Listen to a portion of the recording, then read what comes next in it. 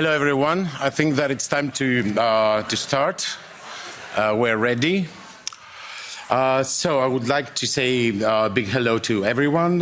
We are happy that today we have the opportunity to discuss a very important issue of discoverability of European cultural works.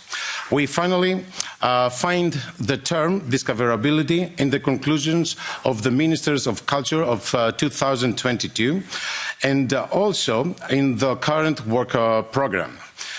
This is a very good sign that we have the term discoverability in the EU text.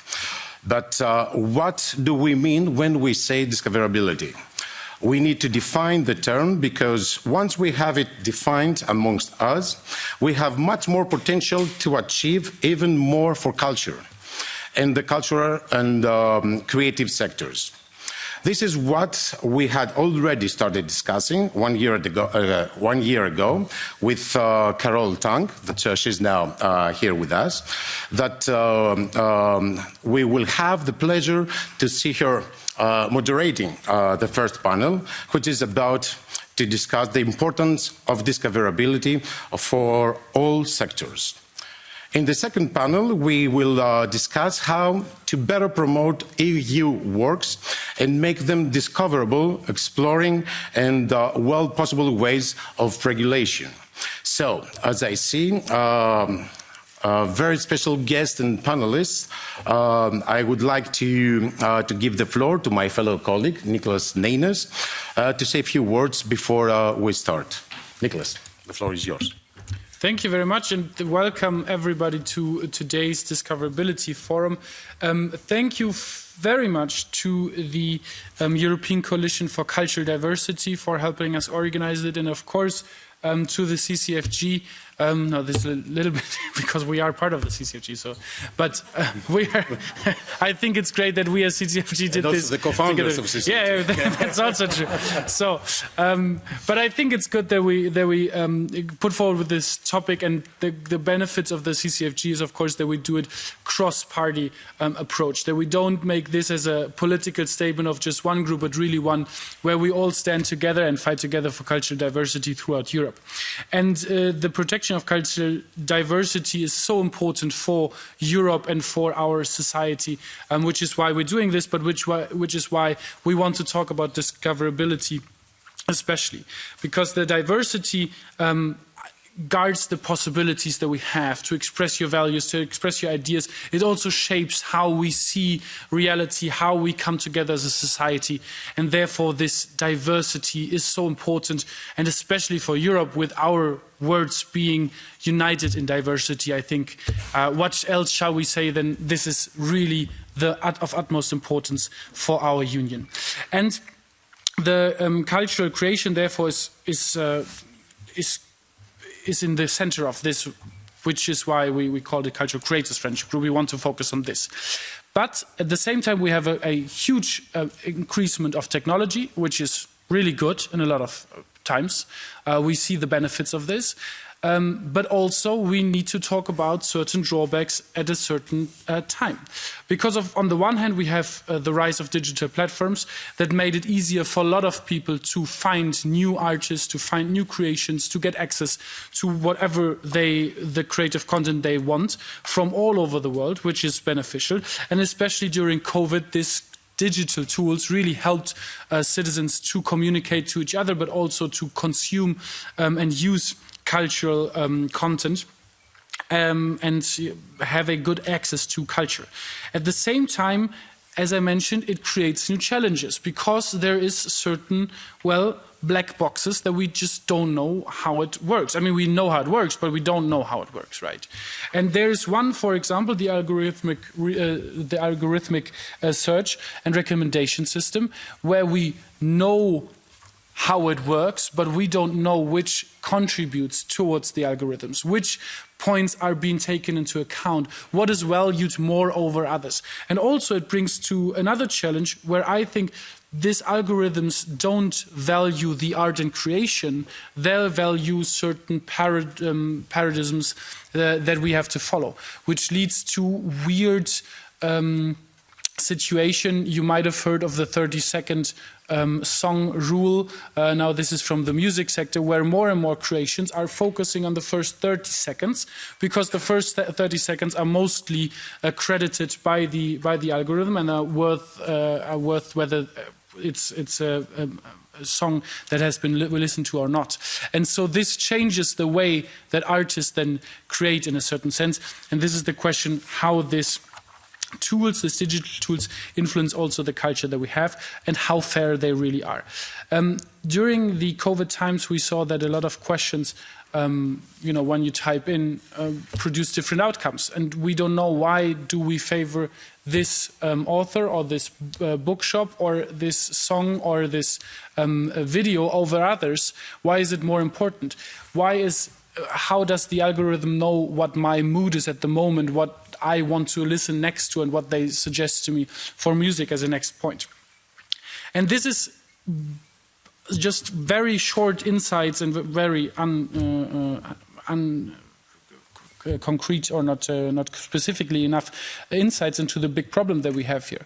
And the big problem that we have is, of course, the question of how can we make it fairer, that every artist, every creator, every creation has the possibility to being found in a meaningful way.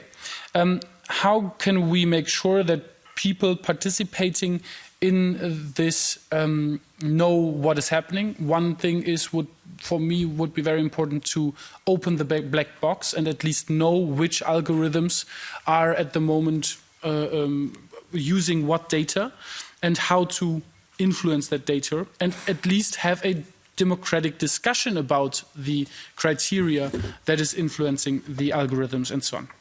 And we need to understand the digital ecosystem more, and we need to support local platforms, because what we see at the same time is we have 4 major big tech giants that are monopolies in a way that are now influencing our digital behavior as a whole, which is at least highly critical.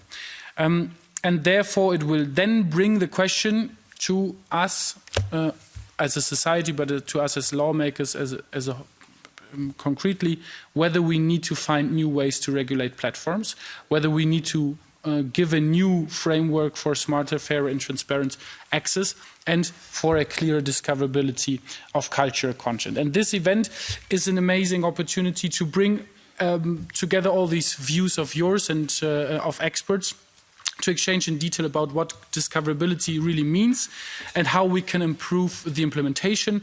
And it brings together the experts that have the ideas, that have the understanding, and therefore can provide more and good ideas.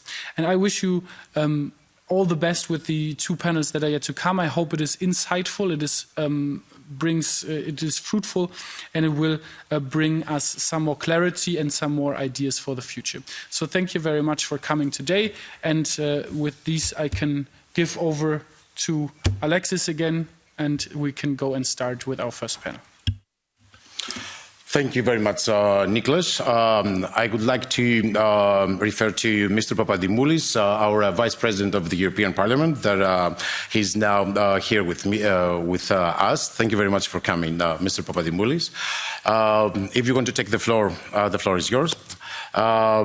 So we will go further, and I would like to give the floor and the panel actually to the Chair of the European Coalition of Cultural Diversity, Carol Tang. Please come with us.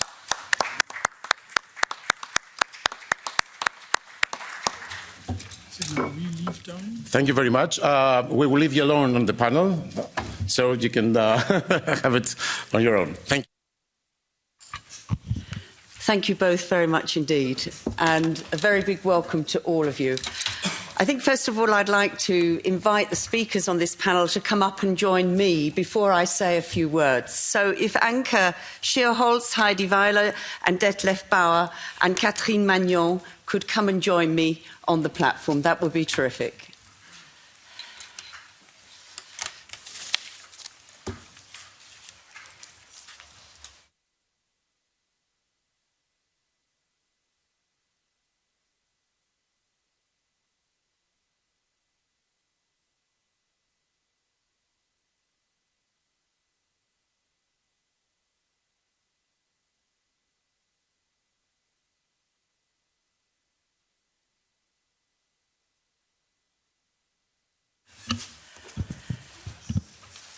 Thank you all for joining me here. I just want to give a short introduction about the European coalitions. We were formed in 2005 as an informal network, bringing together 11 national coalitions in a federation. And we bring together professionals from cultural and creative organisations, from cinema, audiovisual, performing arts, editing, music, visual arts and multimedia. And we cover all professions in the artistic and cultural sectors, such as authors, producers, composers, editors, artist interpreters, broadcasters, and many, many more. And we work in Brussels to promote the 2005 UNESCO Convention, which seeks to enhance and promote the diversity of cultural expression. We defend, for example, a cultural exemption in trade agreements when we feel cultural diversity will be threatened. And we defend creators' social rights, authors and artists' freedom of movement, and authors' rights in general. To this end, the ECCD supports and encourages European cultural policies that we believe are necessary to underpin the creative industry, to underpin creators and our diverse cultures, to ensure that they thrive and prosper.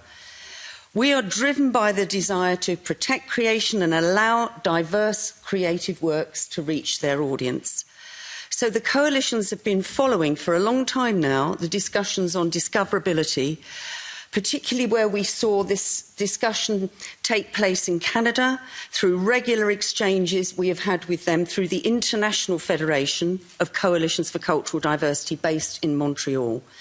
We're very pleased that we hope in a couple of months Canada will adopt BC11, in which it is specifically mentioned that the Canadian regulator must actually follow up on the whole idea of discoverability. So we watch Canada with interest. As introduced by our MEPs, Mr. GEORGOULIS and Mr. NIENASS, discoverability refers more precisely to the online availability of a creative work and its ability to be found amongst a vast array of other content, particularly when you aren't necessarily specifically looking for it either. A series that appears continuously on Netflix homepage, a song in the recommendations of Spotify, a book on Amazon, a painting in the suggestion of Google's images are just some of the examples that result from recommendation tools, the use of metadata, and the filtering of online works. They all fall under the heading of discoverability. And sometimes those words, those phrases seem quite anonymous, but behind all of that, there are in fact people with instructions as well. I'm sure that's something that will come up. According to this definition, we can say that while discoverability impacts each sector differently because of the role played by algorithms on the various distribution platforms, all of us today and all our organisations are concerned by this issue. We heard mention already that the Council of Ministers of Culture in April last year decided that discoverability should be a strategic objective. The Commission's own work plan has also therefore made discoverability an objective. So I'm very happy that we today have the opportunity to host this event. I'm thrilled to be here as a partner of the Cultural Creators Friendship Group, which bringing together MEPs across political groups. Having been in this Parliament since 1980, I couldn't have been more overjoyed than when our colleagues here today, with other colleagues, came up with this friendship group. It is long overdue and we look forward to a lot of further cooperation. I would just, to give a last word on context, we have to think in the audiovisual field about the Audiovisual Media Services Directive, because therein there is some kind of an attempt at discoverability by addressing the question of prominence of audio-visual works. I'd like to emphasise when at a moment where the Parliament, the Cultural Committee is looking at the implementation of that directive, that it imposes only a minimum quota, not a maximum quota, I stress, of European works that should be in video-on-demand platforms, but very especially the obligation to enhance those works. And I think from what we see, we need more to be done, particularly within individual member states. So I'm very happy to launch this forum with the CCFG within this context of discoverability of diverse European cultural content. And the ECCD, the European coalitions, are here with you all representing all the cultural and creative sectors. And I feel this panel really brings together a number of sectors. I'm very happy that you're all here today. And I'd like to just briefly introduce the panellists. Online, we are going to have Romain Delassus, who is head of the digital department at the French Ministry of Culture. He joined the French Ministry of Culture 5 years ago, originally to steer through what was known as the Culture Pass.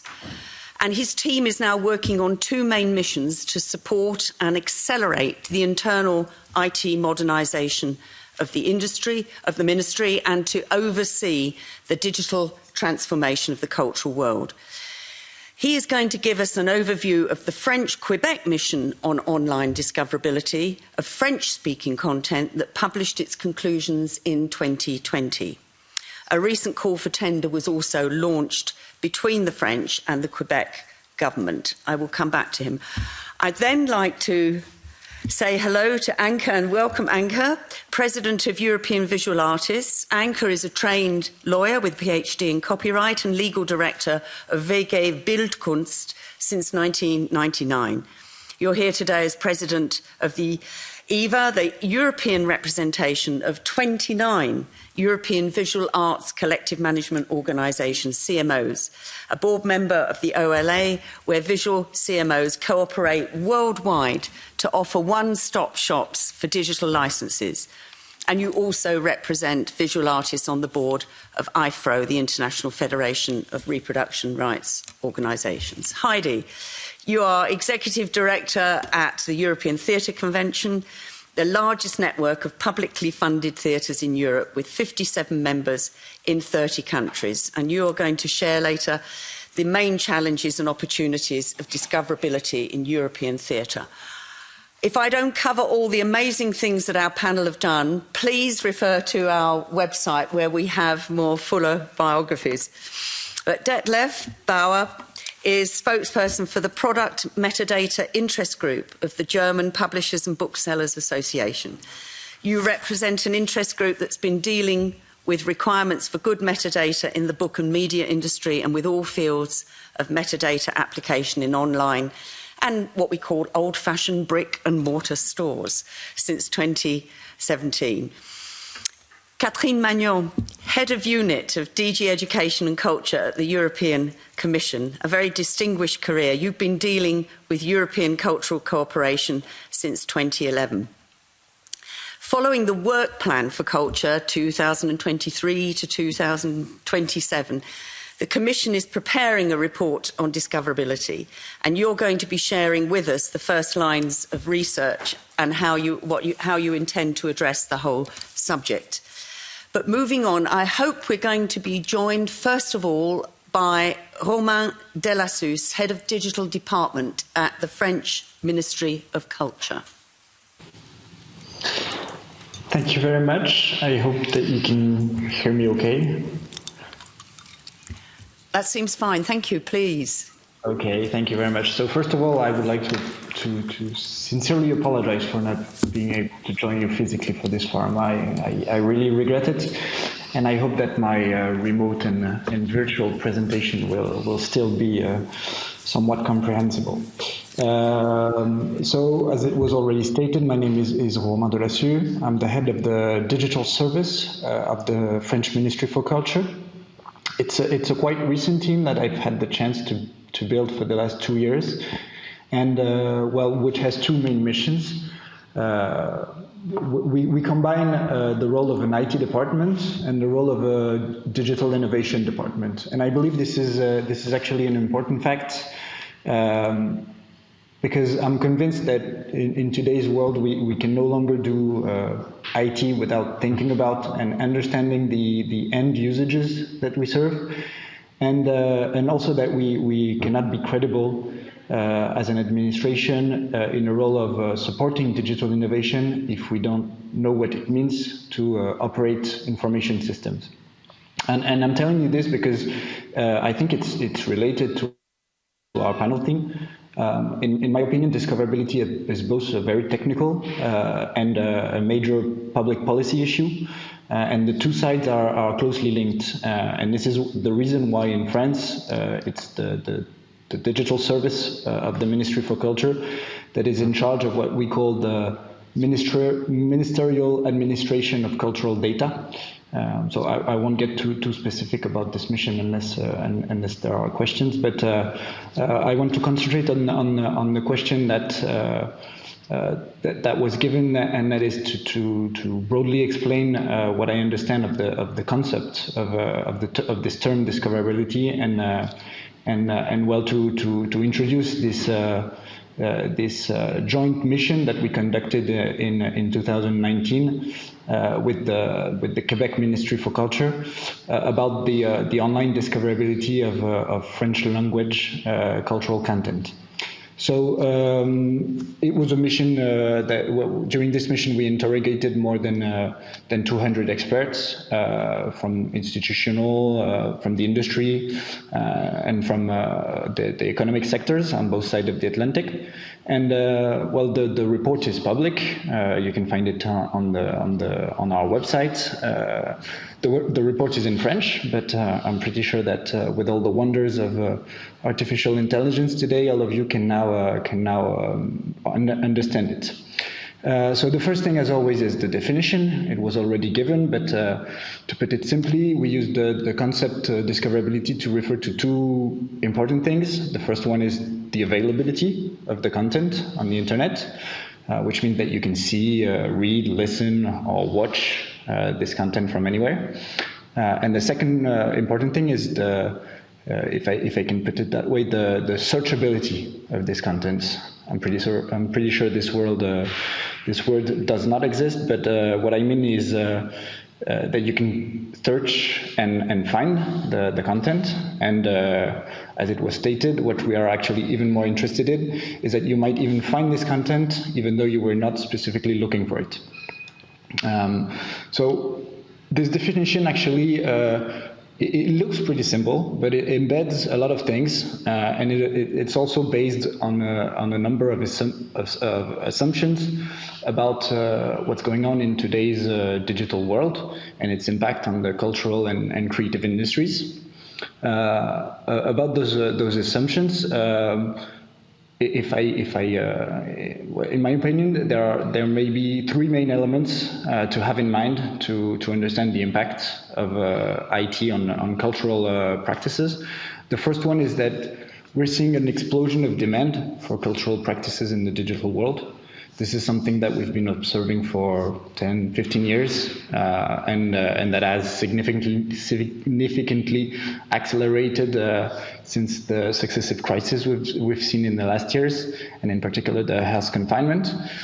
So to put it simply, we have more and more people that spend more and more time on the internet, and sure, we do it for work or now for administrative procedures, but mainly people do it to consult media, to read books, to listen to music, and now even to visit museums. And the second important thing is that at the same time as there is this explosion of demand, there's an explosion of supply. This is because digital technology lowers the barriers to entry, and well, this means we've seen new generation of creators, a new form of creations, and new distribution channels. Just think about well, social networks. They allow more or less anyone who produces an original content to reach huge audiences, for better or for worse. And the third element is just as important as the first two. It's the feeling that this is all just the beginning. There are now strong and lasting new expectations from audiences, and the development of immersive technologies, artificial intelligence, or more recently blockchain technologies will probably have even more an even stronger impact on the processes of creation, dissemination, and relationships with audience in the year to come. So those three elements, they raise a lot of questions about the future of our cultural public policies that we started to address in France, because those policies were invented in a world where art and creation was a form of scarcity that we need to protect and then disseminate to as many people as possible. And well, in the digital world, we're now in a world where the real scarcity is the available brain time, and there's a very intense battle that is taking place to conquer it. And so this concept of discoverability, it captures all that by saying that if you want to exist as a cultural institution in today's world, your content needs to be available online, and it also needs to be created and distributed in such a way that it makes it up to the surface of the various platforms and algorithms that are used by billions of people. And this is something that everyone struggles to achieve. It's actually very difficult. And so to get back to our joint mission with the Quebec Ministry, we identified 12 main levers that we can act to enhance the discoverability of cultural content. And I won't get into the details of these 12 levers, but we classified them, in two main categories. The first one is adapting the content itself. So in this category, you find the most obvious lever, if you remember the definition that we gave you of this concept of discoverability. The first part of the definition was availability. So of course, the first lever is, well, to put your content online. And this is actually more easy said than done, because there still are significant barriers to putting certain categories of content online. In particular, audiovisual work, live performance, or visual arts. Just think about, two examples, the complexity of copyright management, or the important cost to digitalize something and to distribute it in the internet, and the lack of business model in most cases. This is just two examples of barriers to put your content online. And the second part of the definition was the searchability. So this is a little bit more complex, but in order to do that, it was stated just before me, you need to use what is called metadata, which you can see as a description of your content, so title, author, language, etc. This is the very important things to ensure that your content is taken into account by the algorithm and search engine. But in order to do that correctly, you also need to have models and taxonomies, so that the metadata that you use are understood by the rest of the world. But metadata is just a tool, and it's not everything. So we emphasize on the fact that you also need to implement specific marketing strategies, which is something that, at least in France, our cultural institution can sometimes find dirty, or at least that they vastly underinvest. There's a saying that in a digital environment, you need to spend 20% of your resource and energy to create your content, and 80% of your time to distribute it. And well, in our cultural institution, at least the public one, the ratio is often reversed. So these are the five first levers: put your content online, use metadata, implement a marketing strategy, and well, take into account local specificities. And to do that, you need also to exploit usage data in order to increase business intelligence through this usage data. And to finish, just because I don't want to take time from the other participants, but the second category was entitled Adapting the Ecosystem itself to digital practices, and it regroups the other 7 levers that we find are important, which is training cultural actors in those new digital practices. which is also to pool thoughts and solution by bringing together players in the same sector or in a multi-sectoral manner. It's also something that's actions that need to be directed to the general public in order to raise awareness on the role of and the functioning of algorithm, and for the French ministry, one of the important levers is to acquire just a better understanding of how this discovery process of content work, and then when we better understand it, to defend it at the international level. So this is basically what you are doing today, and adapt the regulatory frameworks. There it is. I hope I wasn't too long. So once again, you can find all of this on the ministry website. Sorry, and I'll be happy to answer question, or you can contact me directly if you have any questions or even solutions to offer. Thank you very much, Romain. Romain seems to have immediately disappeared. Is he still online or not? I just had a very brief question, but I can just express it perhaps as a hope that the work that he described that's being done, I hope it's being shared. It's being shared certainly with us today, but I hope it's being shared with the European Commission and the Council. And who knows, it might provide some kind of model for us more broadly at the European level. But I'm sure we'll come back to some of the things that he shared with us today. I'd like to invite Anke to speak, who's going to offer us an analysis on how discoverability impacts the visual arts. So, thank you very much. It's perfect. Thank you so much. I don't need. I'm talking for Eva, which has already, thank Carol, been introduced so well that I don't need to lose an additional word on that. Well, actually, the discoverability and the visibility question for visual artists is both a chance and a challenge. It is a chance because it is extremely important for artists who are usually working alone, who are not part of an industry like musical authors are, where you have an industry who does the promoting for you. They are self-promoters.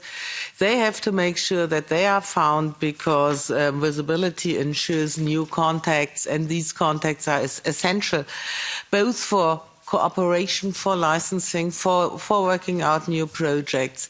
And then they are, of course, not only working with one source of discoverability. There is the entire kind of bundle of chances to be seen, to be found from own website over social media to actually sometimes working with picture agencies. And a very important aspect for fine art artists actually is to be found within collections and museums, because there a certain esteem for the work has already been expressed by taking up the work into the collection. And then we come, that leads me immediately, oh, okay, that was wrong. That leads me immediately to the challenges of the internet and of the visibility question for visual artists, because often they are told, visibility is so important for you. So be glad that we make your works visible, that we make you as a person discoverable in the internet. But visibility alone doesn't pay a rent. And it doesn't create an income. So what we have to make sure is, at least where we are having commercial users or where we are having cultural institutions as intermediaries between the artists and the general public, that the artists need to receive a remuneration. Only if they are remunerated, they can, and you can take the entire value chain. Only if there is a remuneration, you can be sure that the cultural diversity can really unfold within the internet. And the problem is, a huge step forward has been made with the DSM directive and the possibility to license out-of-commerce works. There we do have the chance to license cultural heritage institutions like museums, like archives, who are presenting their collections, and by presenting their collections are presenting the author's works. And why is this so important? You have to know that up to 95% of museum collections and archive collections are not on show, but are in the basement? In the basement, yeah, in the cellar, so to say. Storage is the word. Was that 90? Up to 95%.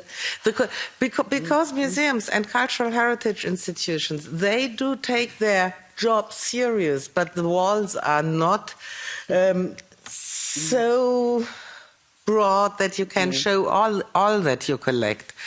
And that is important. And it is important that the works in storage too contribute to the cultural diversity.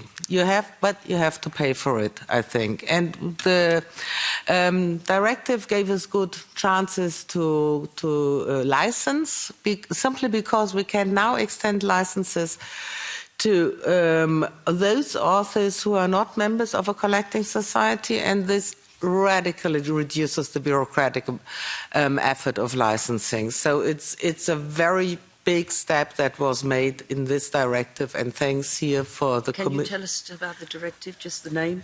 The digital DSM, Digital Single Market Directive. Yeah. So a huge thank you to both Parliament and to the Commission. This was a big step forward for us. Yet what we are seeing, and this is something that makes it really difficult for visual artists, or I think for artists in general, authors, is that we see a tendency by the legislator to say what is in the internet may be used unless there is a machine-readable rights reservation.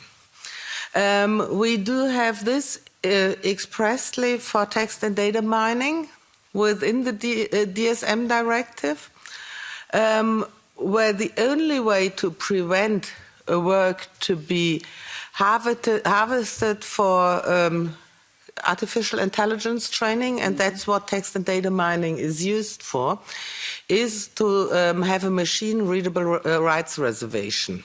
We have a similar decision by the European Court of Justice in the decision we fought, where we were quarreling with German Digital Library about the necessity to block framing or embedding images in other websites, where the European Court of Justice also said the only way to reserve rights in the internet is a machine-readable rights reservation. And when we are looking at the discussions about artificial intelligence, about works being used for training of artificial intelligence because they were harvested by text and data mining, we will probably see that the European authors are in a situation which is very unfavorable as compared to the US situation at the moment, because thank God the US didn't do much in this area. And it was only Europe who thought that text and data mining needs to have an exception in the law.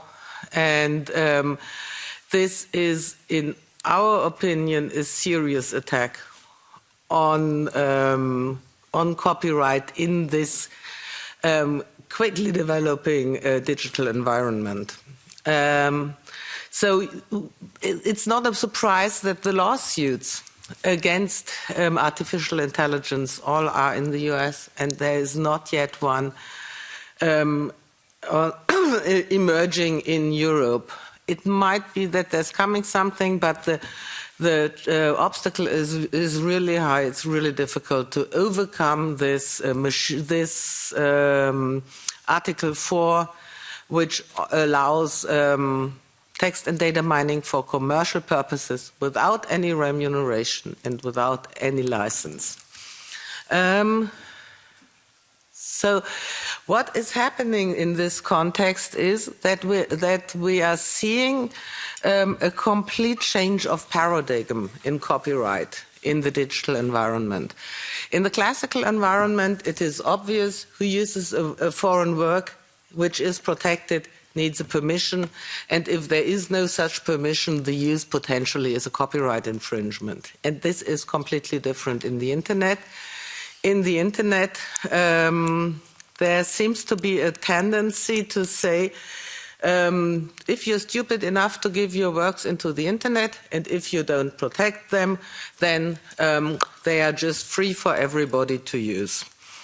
And this is not only, I think, in conflict with the Berne Convention. It is actually it is making it's having a severe impact on discoverability, because if you have to fence your works in, if you don't want them to be freely used commercially for whatever uses, this will certainly have an impact on discoverability. And it mainly has an impact on discoverability because we don't have any standards for machine-readable reservations. There are no such standards. You can, of course, write into the metadata, no TDM, please, but the question is whether this will be respected by the machines who are harvesting the internet. So, if we want to have discoverability, if we want to have cultural diversity, we must make sure that the internet is a safe place, and is a safe place for authors, and is not a safe place for entertainment industry who wants to have a grip on works and wants to use them freely. And it's not only entertainment industry is a too friendly word for, I guess it all comes down to the GAFAs again. It's the big American tech industry who are trying to convince legislators that freedom means no protection at all. And no protection at all does not mean freedom, it just means no cultural diversity because the internet is not safe. And this actually is not working anymore. Okay. Here we are. Okay, I'm through. It's slower than I thought. So just a final word. This choice between discoverability and potential loss of copyright is actually absolutely unfair to the authors. So we beg the European legislator to return to this concept of who wants to use a work in whatever way, needs a permission. And go back the way from machine-readable reservation. That's something that's been told us by the tech industries, and it sounds so incredibly modern, but in fact it's not. It's hostile to authors and the culture. Thank you very much. Thank you, Anke.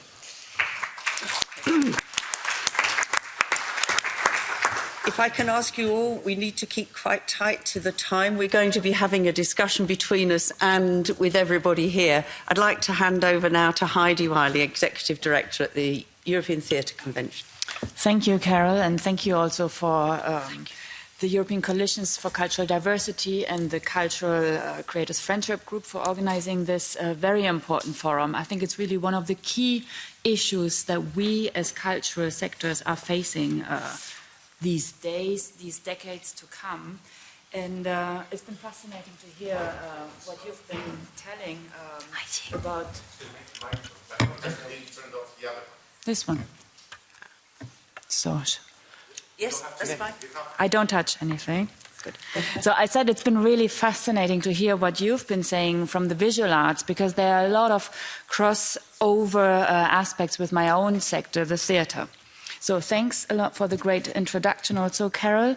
I'm Heidi Wiley, the Executive Director of the European Theatre Convention, and slightly similar to what you've said, Anke. Hold on, I push the button. We are also a pan-European network of publicly funded theatres present in over 30 countries across Europe. And what we do is we help our theatres make performances across borders together to develop their skills, and also we advocate for support for our sector. Across this presentation, I will look at 5 key points, like what we've heard this earlier. What's the key question? What does discoverability mean for us in the theatre sector? How do we work on discoverability at ETC? Hold on. And how are we framing this until now? And then I will look at specific examples of a digital platform for European theatre, prosperotheatre.tv. Obviously also the challenges of this work, and I have some recommendations for the future. So, what does discoverability for theatre mean in Europe? What is it that concerns our sector? Well, generally speaking, it means introducing theatre audiences and professionals to productions from companies, places and countries that they didn't hear and know about. Most audiences find out what is happening with local productions or may look into work by very well-known international artists and companies. We therefore want to give these audiences and also professionals access to theatre performed in other cities, regions or European countries. It also means facilitating the discovery of online or digital-first theatre from across the continent. Lots of this process relies on basic tools, like we've already heard here today: websites, SEO, social media. We find that the most horizontal platform for discoverability for theatre is social media, where the quality photo, interview, trailers, behind-the-scene content can be consumed in any location at any time. And from the sharing side, it's important for theatres to configure the specific metadata for their website using open graph tags to ensure website links display properly on, for example, Facebook or other platforms. Relevant guidelines should be used when sharing on other platforms like Twitter too. And you might think this is very basic knowledge, but I think when speaking about our sector, that's still also where we are in terms of speaking about this subject. Because we work initially with live audiences also, so this is something to keep in mind. As ETC, we use our connection to the term European theatre to attract interest in our work and a broader sense of European theatre more generally. Our approach is more focused on awareness raising rather than offering a detailed listing of every theatre production happening across Europe for audiences to discover. So our tools, such as the online library that we have on our ETC website, include digital theatre performances from theatres across and the continent with access to digitized information on European theatre plays. Of note, there are over 1,000 plays from now and in the recent past. And we know this can resonate with European audiences, as one of our most recent, hold on, this is also, sorry, going too fast. One of our most recent project called Renaissance reached 140,000 people. So you see here some examples of what I mentioned, what attracts people. So it's really also about nice images right now. Those are the online libraries and the Renaissance project. And then I said we are doing advocacy work to increase digital accessibility of theatre, such as joining a new research committee coordinated by Harvard University to develop guidelines for policymakers on streaming and online performance context, particularly also, and that's maybe something new, for people with disabilities. So it's really also about widening the access to enjoy the art. So we are analyzing how theatres use digital work across Europe and how this changed before, during and after the COVID-19 pandemic. And there's currently a piece of research called the Digital Theatre and Digital Business Model study that is in the making will be published in spring. And the first finding of this digital theatre study show that digital theatre ticket sales grew by 772% between 2019 and 2020 and remained stable throughout 2021 in terms of total digital tickets sold. We are also then, as you see here, participating in other groundbreaking artistic work on projects such as the Acute, which is testing the capacities of theatres to make actually digital productions. So our discoverability work in the sector is really at a relatively new stage and very early in its progress, but the work is very important to us and it's strongly related to exploring new business models, like we heard, that we are developing for theatre and for the future. And the sector is very different also from what we will hear in a moment from the books and music market, for instance, which has been comfortable in working and trading their product online for decades. So we are more similar to be compared with museums. We do online and distribution work for a sector which is, and this is really crucial to consider, mostly based on in-person experiences. So I come to the example of the Prospero Theatre TV, because obviously when COVID hit, doing the new theatre Netflix was in everyone's minds, or was talked about a lot.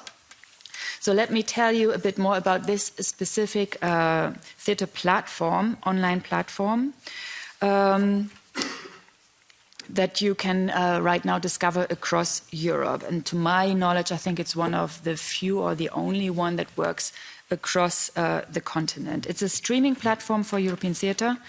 It's still in its infancy. It was launched last year in autumn. It currently hosts around 50 pieces of content, including theatre recordings, documentaries, and interviews. It's free to use, and I think that's also a very important issue to underline, because it's been a huge discussion within this consortium. And the main recordings include subtitles in 9 languages. It was created as part of a European-funded project, Prospero Extended Theatre, and is led by one of the ETC member theatres, Théâtre de Liège, and I think the project manager will be joining us in the discussion later. And it brings together 9 theatres and a media from Europe. And this example is very interesting because now it comes also to what you've said earlier, because it highlights one of the main challenges also for us when introducing audiences to digital work from around Europe. It's the artist's rights. Once a production moves from a stage to potentially being beamed around every European country, new stakeholders emerge. And that's a challenge for theatre, particularly as the sector typically has less income than larger cultural or media fields. And the platform has dealt with this.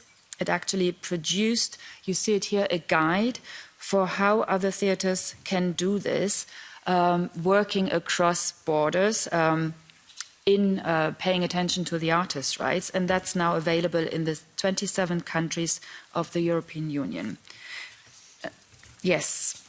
So there's a skills opportunity for producers to really better understand digital requirements in broadcast, and similarly also an opportunity to make subtitled theatre in a digital form available for audiences across national borders.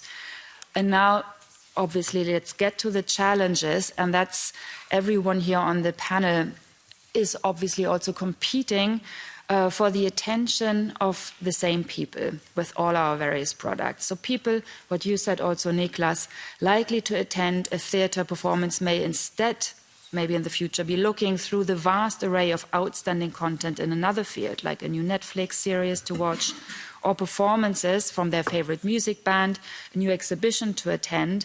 And to have a successful discoverability in theatre, one would really need to attract these audiences to watch the various performances across the sectors to have some cultural experience. But what is crucial is really, are there economic means for these new cultural online distribution channels to compete with the existing ones and create a new niche for specific needs to innovate the cultural ecosystem in a sustainable way? So, and to come to the... If conclusions, to sum up, I think really the first is about discoverability, linking between the cultural sector. It's crucial. When people watch a film or a TV series at home or listen to their band, we could train the algorithms to offer them similar experiences from other sectors. And from a more regulatory, cross-border and financial perspectives, our colleagues, especially from the Prospero platform, highlighted the need to call for European facilitation to secure the management of the authors' rights related to the recording and broadcasting of performing arts, and to harmonize this regulation between the EU countries. Call for funding for theatres for the production of theatre films, so there is a more high-quality digital content available, and to pay the artists and their rights. And they also call for a guide to help cultural institutions manage the fiscal and in particularly the VAT questions related to the development of online commercial activities in the EU. Well, that's the topics on the table from our part, and I look forward to discuss this. Thank you all. Thank you very much indeed.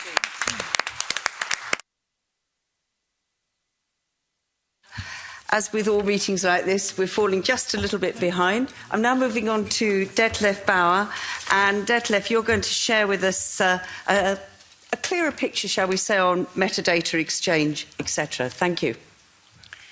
Thank you very much for inviting also the book sector to this very inspiring event and for organizing it here in Brussels. We are happy to be here. We are the old man, or I am the old man here in the room, because we have been doing discoverability issues and searchability issues now for 25 to almost 30 years. Because when Amazon started in Europe in '94, we still had, we didn't have online databases running, but we had electronic catalogs, and we were supplying a lot of data to our dealers all over the different countries. But a lot has happened in the last years, so let's have a look what's crucial to us.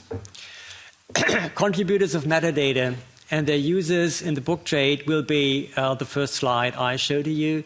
Metadata are the key to discoverability and visibility of literary works and scholarly works, at least as our world is designed today. We have some big changes ahead. This thing is playing tricks. Now it went back. Our understanding of discoverability of European literary works will be the next presentation I do. And then we have a look at big players in the book metadata distribution in Europe and internationally. And the last slide will bring us back to the questions we raise here, the audiences and the professionals, issues, opportunities, and problems.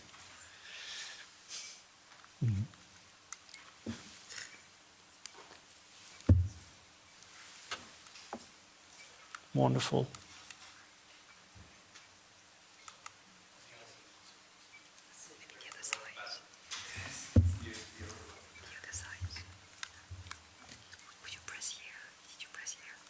You think that's better? Okay. We have different sectors contributing metadata into the metadata line. Authors, illustrators, scientists, they create the first layer of metadata and they give them to all the rest in the line. Publishers and self-publishers do the same. They also have quite high quality metadata by now, and they are investing heavily in this sector to be present in all the platforms they want to be. Then we have wholesalers and aggregators, especially aggregators in digital distribution and wholesalers still in the physical distribution. I want to remind you all that although we have now for 15 years also download content in the market, in Germany, for instance, downloads are only about 6% of the book market still, and the rest is still done physically. So availability and physical availability and logistics is still at the heart of discoverability and searchability in our market. Then we have dealers, online and offline, doing their job, and especially the offline dealers did a brilliant job during the Corona crisis and sold a lot of books through their outlets and sold a lot of books through their independent online bookshops, because every medium and mid-sized bookshop in at least Germany and Austria, they have their own online representation, and they have then very strong logistics behind it. And then we have the readers. They also contribute to good metadata because they write reviews, they give their views of books and works, and they enable all the platforms just to select new content and to offer new content to readers that are unsure what they want to read next. Metadata is the key to discoverability. We have different forms of metadata like keywords, descriptive metadata, browsing trees, and supporting resources like pictures or look inside. That's all usually supplied by the publishers, now in very high quality, at least if we look at the big and medium-sized publishers. Then we have the wholesalers, and they have sales rankings, and they have availabilities, and they can tell you whether you will get the book next day or in 3 days. And then we have the dealers. They have the platforms, and they have user-generated content in the platforms, and they have the reactions of their customers coming back to them. And by using this, you can continuously improve metadata and visibility, and you can recommend new titles based on metadata and customer behavior analysis. And the next step we are looking at is full text analysis based on data analytics and machine reading, which is less a threat to us, but a chance. We have to keep in mind that if you look at the big players in the market, they have everything we see here in the picture. Especially, they have all the traffic. And the traffic generates new, improved, better metadata, and the traffic generates new insights, what's upcoming, and what will be trending, and what will be the next big seller in the market. And only if you have a lot of traffic, and that's the problem of the small and medium-sized dealers, if you have a lot of traffic, you can have the same insights as the big platforms. Our understanding of discoverability of European literary works, in easy words, all sorts of publications can be easily found by consumers and professionals as well. Good discoverability and visibility of books result in better sales and profits for creators, publishers, and booksellers, online and offline.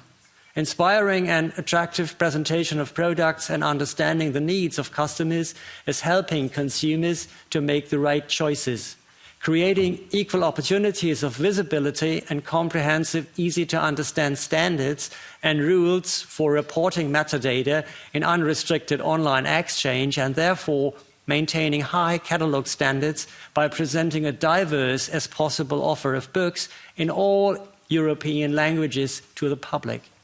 Achieve potentials of optimizations on all trade levels by applying up-to-date technical methods and means.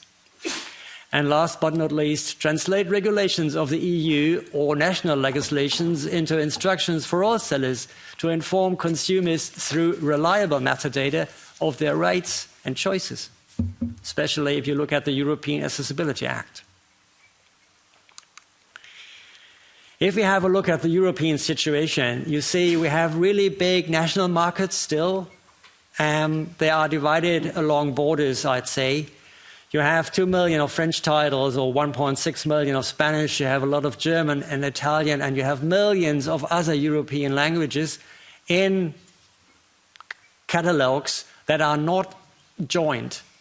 If you look at the English language market, you have two big players in the UK and in the US, and in the UK a smaller one.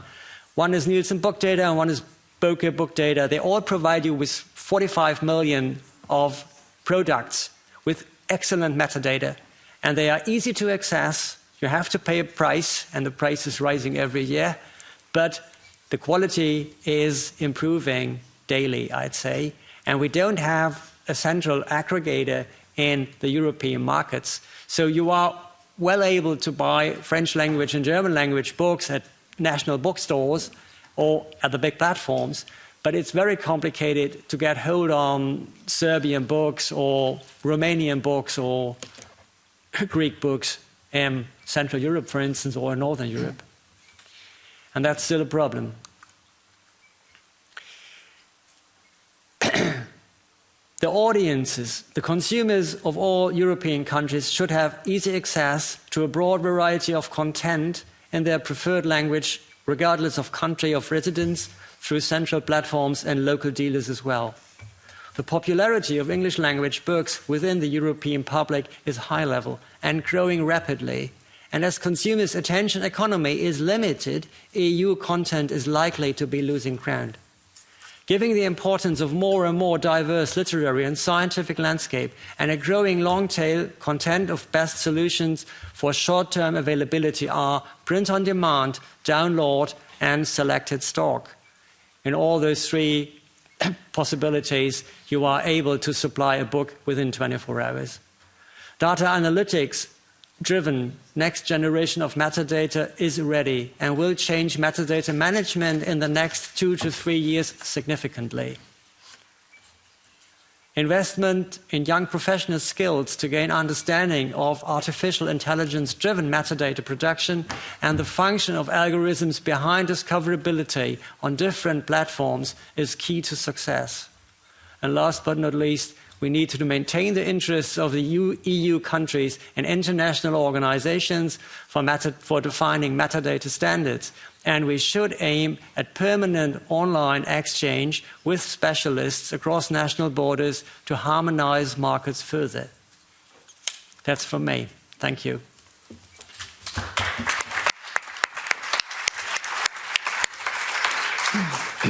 Niklas, thank you very much. Already our three speakers have given us an enormous amount of food for thought and a great deal of information and proposals, and I think they are particularly looking towards you, Catherine. We welcome now your contribution.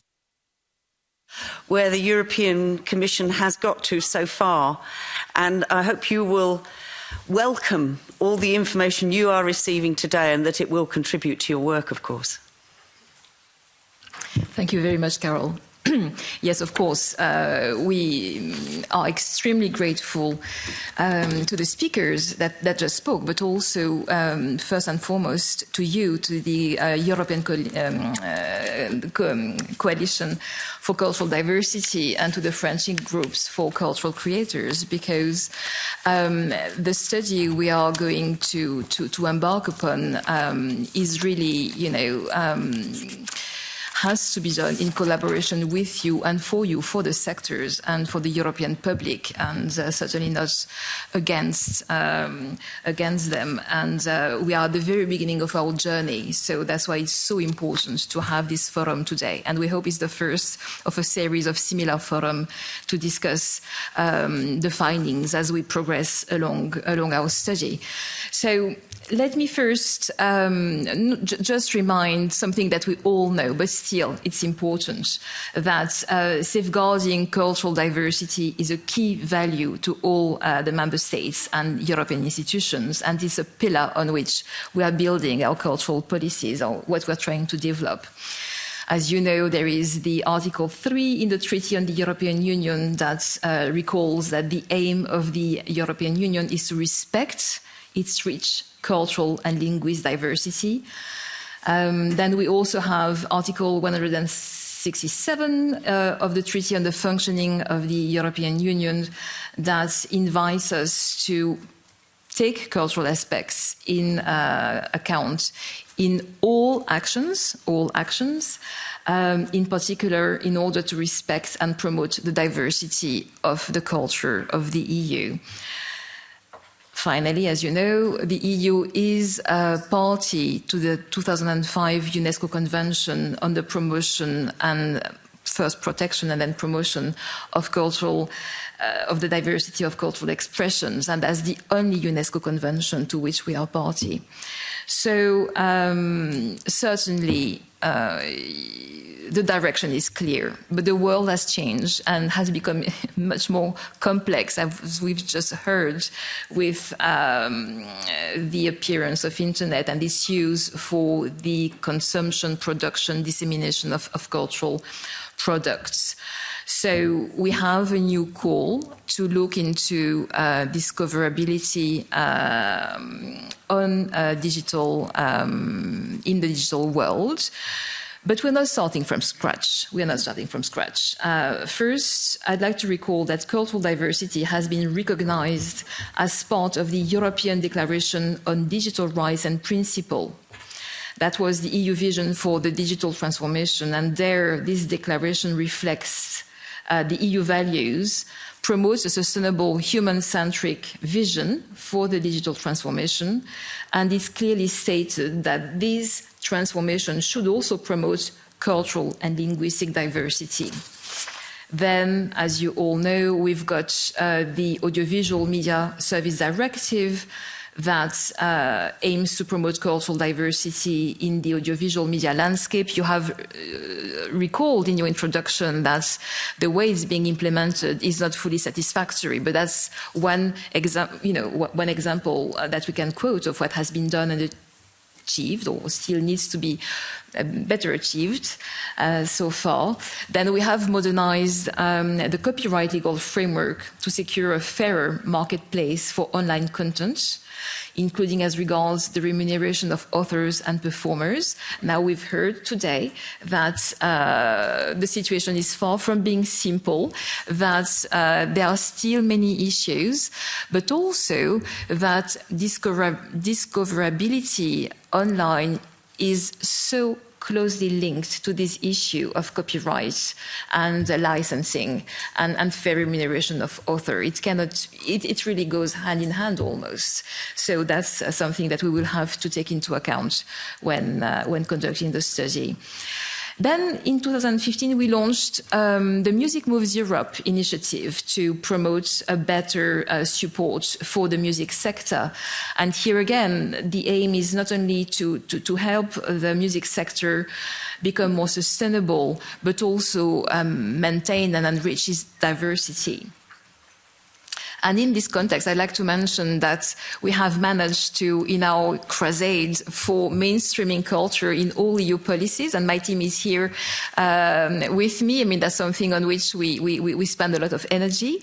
And one of our successes was, for example, to have more research projects in Horizon Europe dealing with important topics such as remuneration, online issues, and also discoverability. And there are two Horizon projects two projects funded by Horizon Europe on music. One is called Fair Muse, and the other is called Open Muse, that are going to tackle the issue of streaming, algorithm, and the competitive music ecosystem.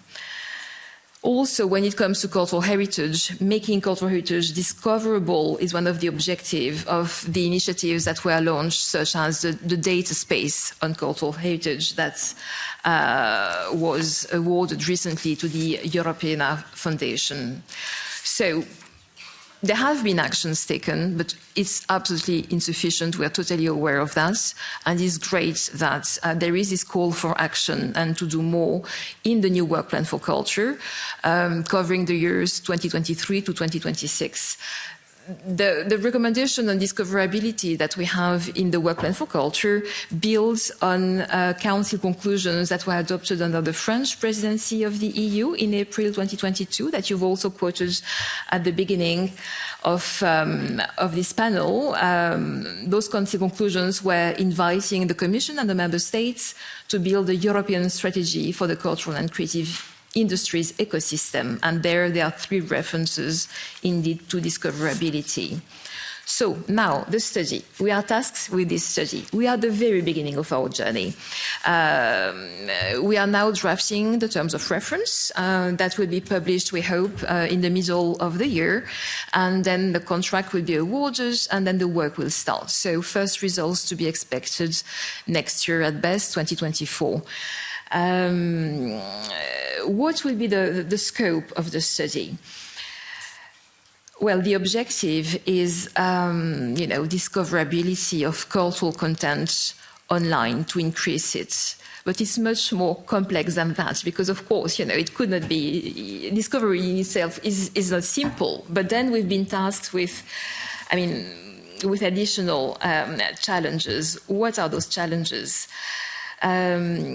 Well, first, we want to cover all sectors, of course, apart from audiovisual, since audiovisual is more advanced.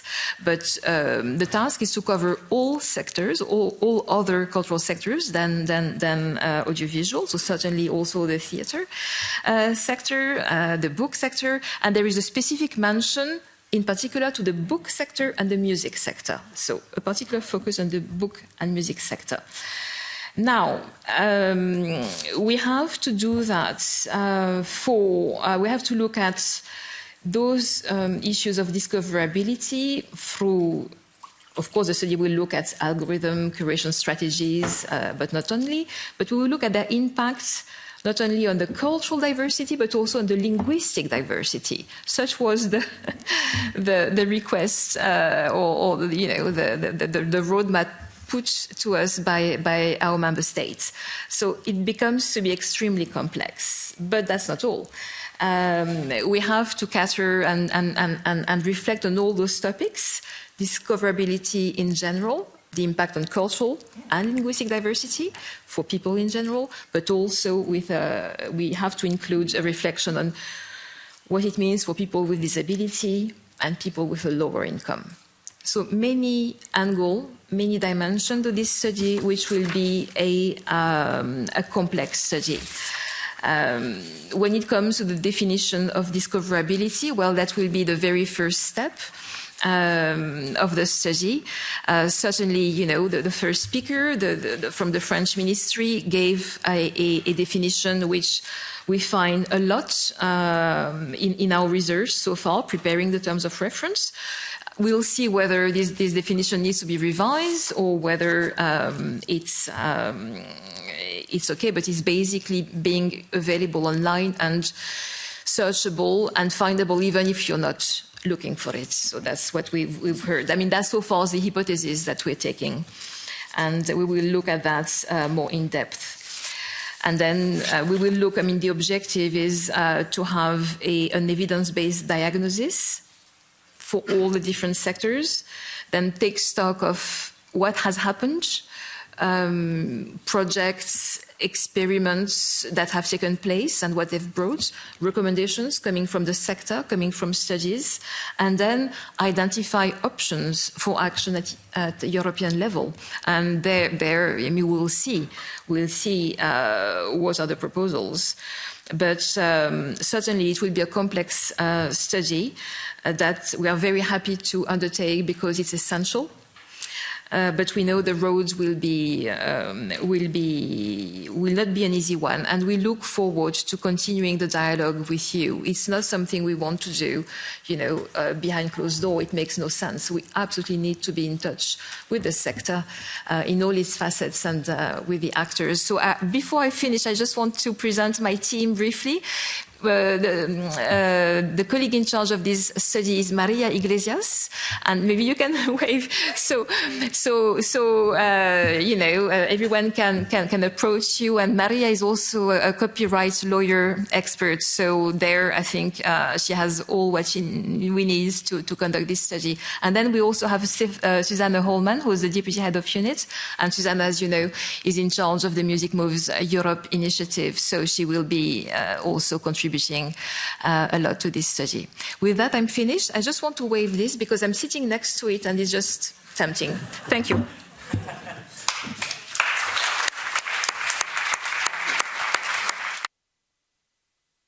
Thank you very much, Catherine. just going to do a short exchange with our panel before I open it to the floor. And I would like to just pick up on where you finished, which is the definition, and ask our panelists in no particular order. You've heard the definition right at the beginning from Romain and further to what Catherine said. It's critical, it's important. You've got opportunities, of course, after this meeting to follow up and help possibly enlarge on that definition. Is there anything, while we have Catherine and all her team here, that you would like to add on the definition?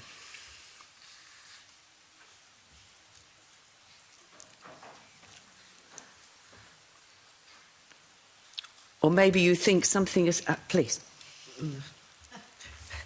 Not really on the definition question, but I think what we should always keep in mind is this remuneration question. Because we often see that there, in the public discussion, there seems to be a kind of a competition between a competition for attention and a competition for the between the repertoires, and that I mean, when we are talking about cultural institutions who are organizing the diversity, who are organizing our rich cultural European life, we are mainly talking about publicly funded entities, and they do actually need a sound funding to keep up this plan of diversity. It is not that diversity comes along just through the air. We do need a funding of the institutions, and only if we have a funding of the institutions, we can focus on the content of the cultural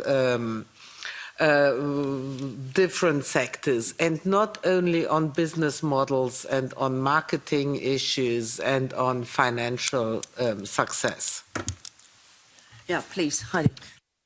Thanks, Anna. I would just directly second this as well, and point also to the fact it's not just a free market or like the way we work. And I think also what's one of the key specialties of why European culture is so rich is that we have a very strong public system. And the public system is not per se the commercial system where the market drives the product. And this needs to be considered in continuing also to produce highly quality artistic ways of expressing ourselves, and considering also the values and principles that we feel are really important to put forward.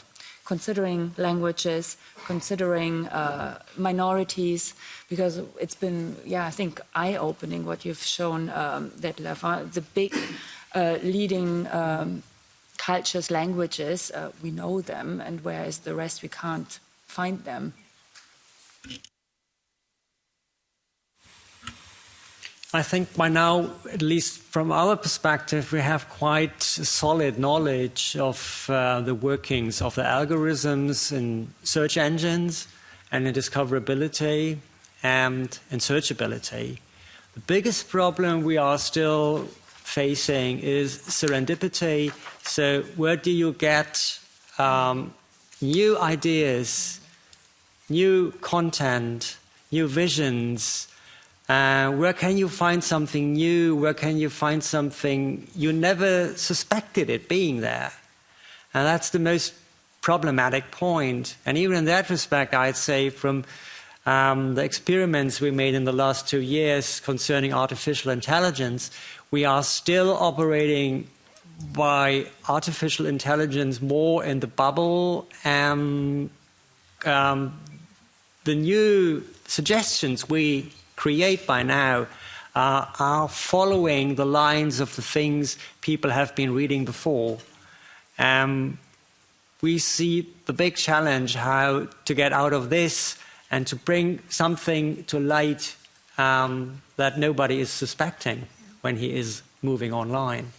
What we are all confronted with is limited attention of our readers, viewers, listeners, And that, given that we have a rapid still a rapid technological change, will be the biggest task for us to maintain people's interests in our cultural works and generate income from it.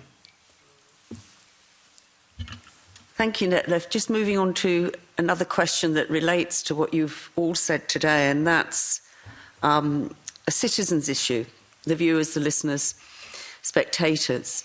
What are the roles, do you think, for both education at quite a young, still in educational institutions, but also social networks? I think both in inspiring curiosity and explaining what we're discussing today, the whole idea of discoverability. How important is this again?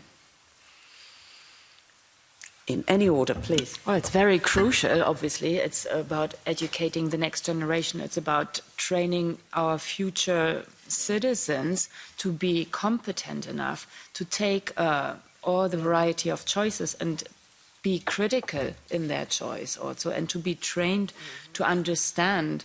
And I think that's also now really for us the question when exploring, experimenting in our field with the options, to be aware where are limits, but also to take on the audiences with what we do already in exploring what are the various forms we, for example, devise now. There's digitally produced theatre, there's digitally mediated theatre, there's digitally distributed and located theatre. So there are all ways of understanding, again, also what does it mean? It's not just all the same, but to be more critical also about what I'm consuming and where I spend my time with. Thank you. Another question, because I've been thinking what are going to be the important things. You've all mentioned as well the skills of cultural professionals around metadata. Is this something where the European institutions can play a role in facilitating skills workshops? How is this to be done? Because it may be just then the most able or the most well-funded are going to be able to do this. If you had an idea, or how would we be improving cultural professionals' skills as regards perhaps metadata? Again, any of you, please come in. We now have, from the last 10 years, a very clear perspective of the skills and needs a metadata manager has to have. But I think, once again, by using new methods, that will also change again. And if you look at the big scientific publishers by now, like Springer or Elsevier, they don't do any human metadata management any longer. They just use machine intelligence to create new keywords. We were maybe 4 weeks right into the corona crisis, and before you didn't have any books on corona, and 4 weeks later you had hundreds of thousands of documents and books where there were to some extent a connection with corona or with the sociological after effects of the crisis. So the metadata manager, if they were still human, adapted very, very fast and created new keywords, made new content searchable and findable in 6 to 8 weeks, and the big scientific publishers just did it by data mining. Very, very interesting. Sorry, please. Well, actually, for the visual sector, we're seeing kind of two ways to metadata. And the one way is that the picture agency for photography, those who are marketing seriously and reliable images, they, at a quite early stage, started to develop common metadata standards, whereas in the cultural environment, these common metadata standards are completely lacking. And the problem is that I think it is very good in the area of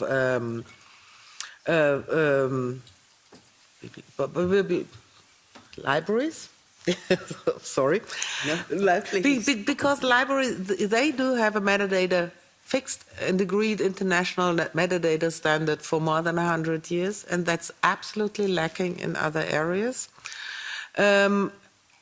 It is, and from the museum side, all we know is that a huge problem with starting to digitize and make available the collections is that there is a lack of an internationally, even a nationally agreed metadata standard.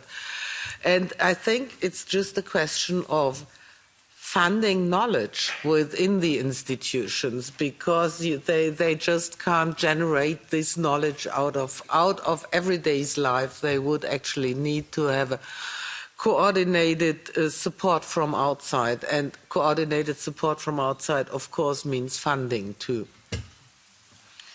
Please, just one thing, because I found it striking what the French speaker said. Normally, when introducing the new marketing strategies, to use 20% of your time to create and 80% of your time to distribute. I think our current reality is the other way around. So this means there must be a total new, again, business model for the public institutions or performing arts theatre. It's a very crafts-driven work as well. So it must introduce new skills, new professions. We had the same thing also when we introduced now sustainability managers. There's a whole range of new skills needed to face our new reality. Yeah? And how might one take that forward at a European level? What do you think we're looking at? Are we looking at just an idea, having, as it were, meetings of discoverability experts to discuss or to share best practice? How?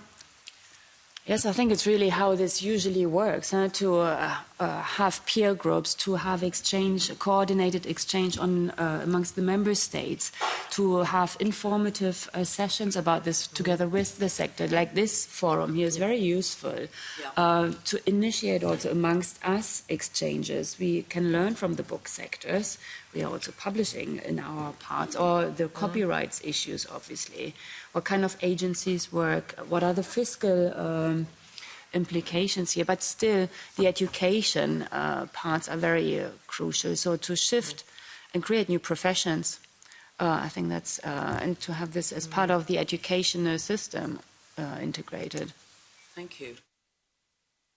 I actually think what Europe could do is to start workshops to just create knowledge. I'm extremely skeptical about this European data space for culture, because this is a topic that is, the idea comes from the top and it should drip down rather than that the sectors start to organize themselves. So I think what we would need is a kind of it's not a grassroots approach, because it's not grassroots institutions who are working on that. But we have to start where the knowledge is and develop from there, rather than saying we want to achieve this and then we give tenders and certain institutions apply for funding. That's difficult actually to achieve. I think we have to start where the knowledge is, where the people are working with the works, and from there on start with workshops and then expand the knowledge throughout the sectors and throughout the whole community. Detlef, and then I will bring it to you. Yeah, we started the work on metadata groups more than 10 years ago, and especially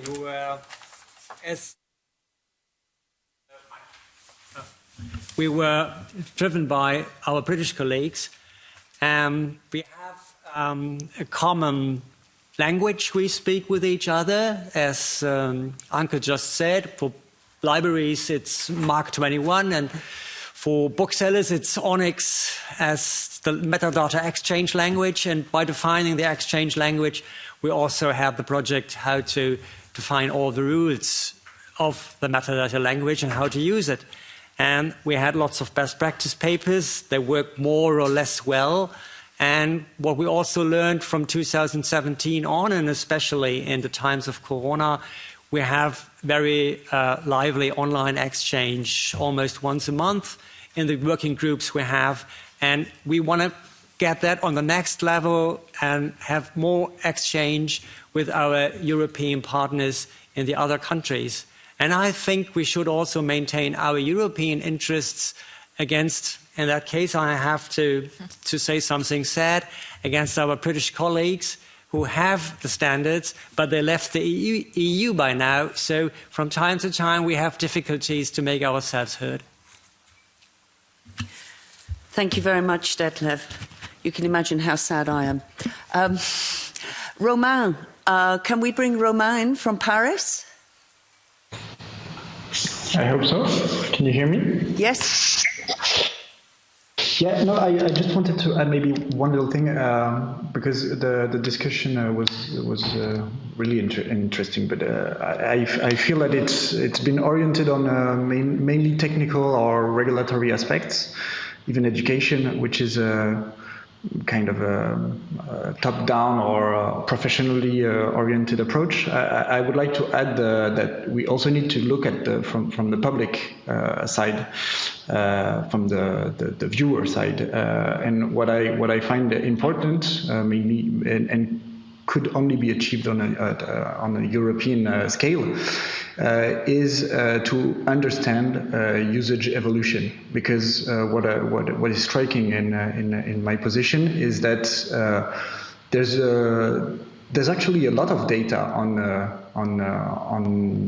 the various. I mean, any institution knows its own public. The platforms, they know they have a lot of data on their users, but we lack a common organization to analyze it and to to exploit it and to objectify what is going on.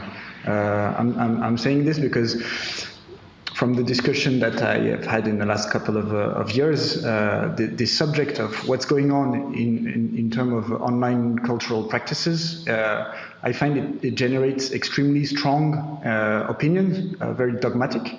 There's one side that's telling us that digital technology, digital experience is very solitary, it locks in, that we don't feel anything in front of a digitalized painting, which is true.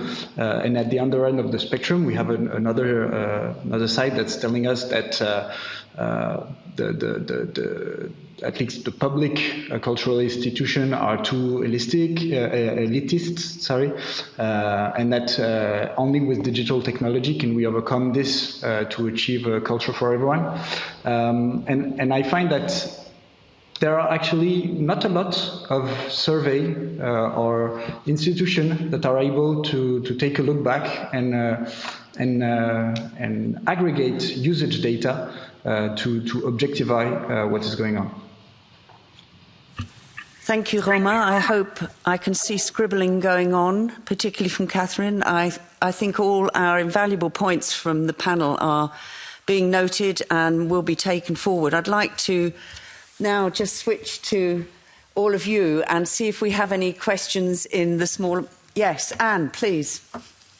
Yes, thank you. Anne Bergman-Taron. I'm the Director of Federation of European Publishers. First and foremost, I want to wish good luck to Catherine because, for example, you can listen to a song or watch an image without having translation. You can enjoy it. People enjoyed Ukrainian music while they had no clue.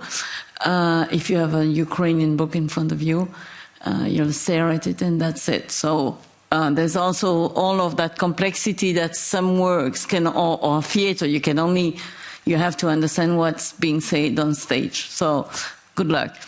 And I just wanted to take the chance of this audience to say and to answer Anke to a certain extent. We have been working at W3C on a protocol to allow a machine-readable scheme for text and data mining. So there's a internationally agreed protocol that you can attach to a work. Now, I don't know to which extent the museums that you were mentioning will be happy to do that. That's a different matter, but there has been an international agreed protocol, which is at W3C, and I would recommend that everyone has a look at it, because text and data mining, that was really something for our industry, and we were very concerned when the digital single market directive was being discussed, but basically it's a matter for everyone. So W3C protocol on right reservation, and if you need information, you can ask us.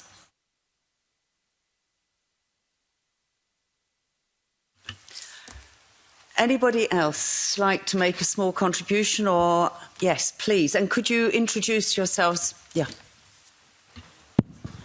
Thank you very much. I would like to start by a French word, bonjour, to all of you.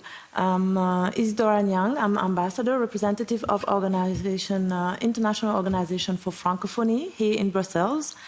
And I would like to thank you, Mrs. Moderator, and all the panelists, also Mr. Romain from France. One point to start. It's a shame that we couldn't enjoy the convenience of linguistic diversity through interpreters, but nevertheless, I will do my comment in English, and bear with me, I'm supposed to be speaking in French. Second point, I would like to share with you the commitment of International Organization for Francophonie in promoting a fairer, more responsible, and more inclusive digital cultural environment. Actions are ongoing both at the political and operational level, and I would like to join the point that Ms. Anke Schirals just shared before you start opening the floor. We need to avoid this approach top to bottom.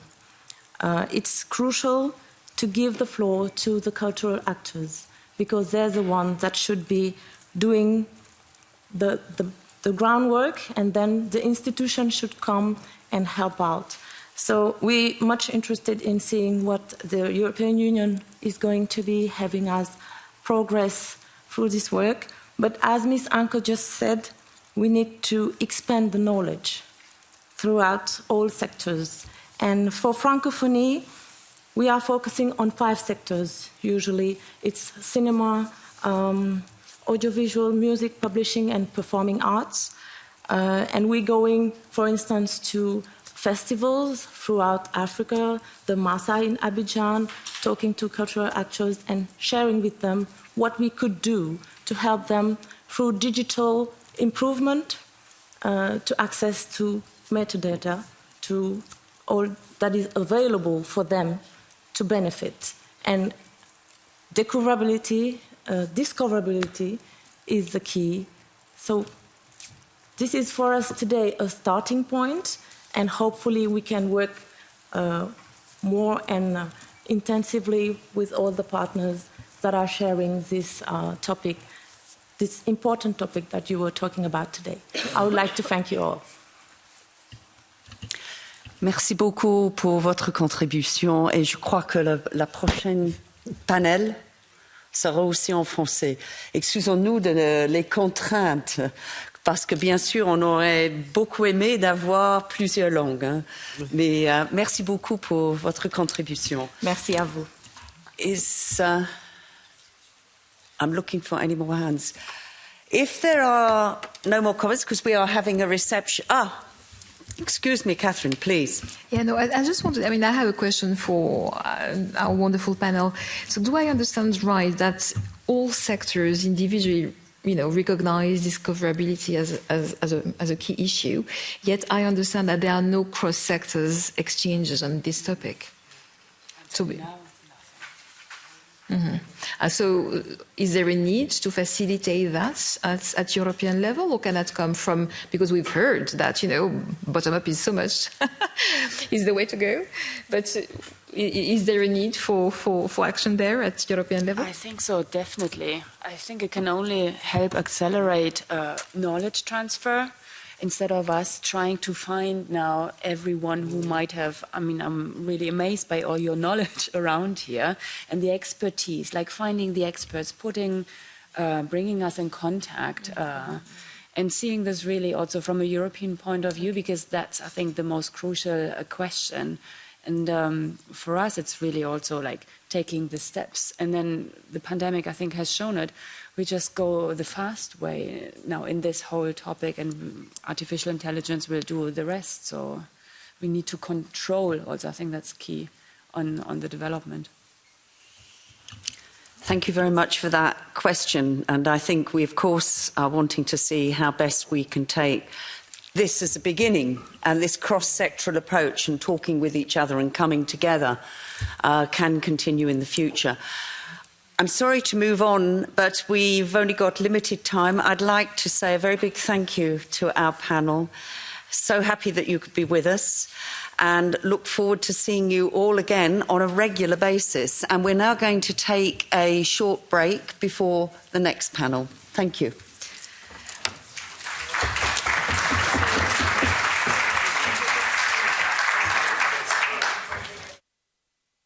I should say if we could reconvene about 25 past, yeah? Thank you.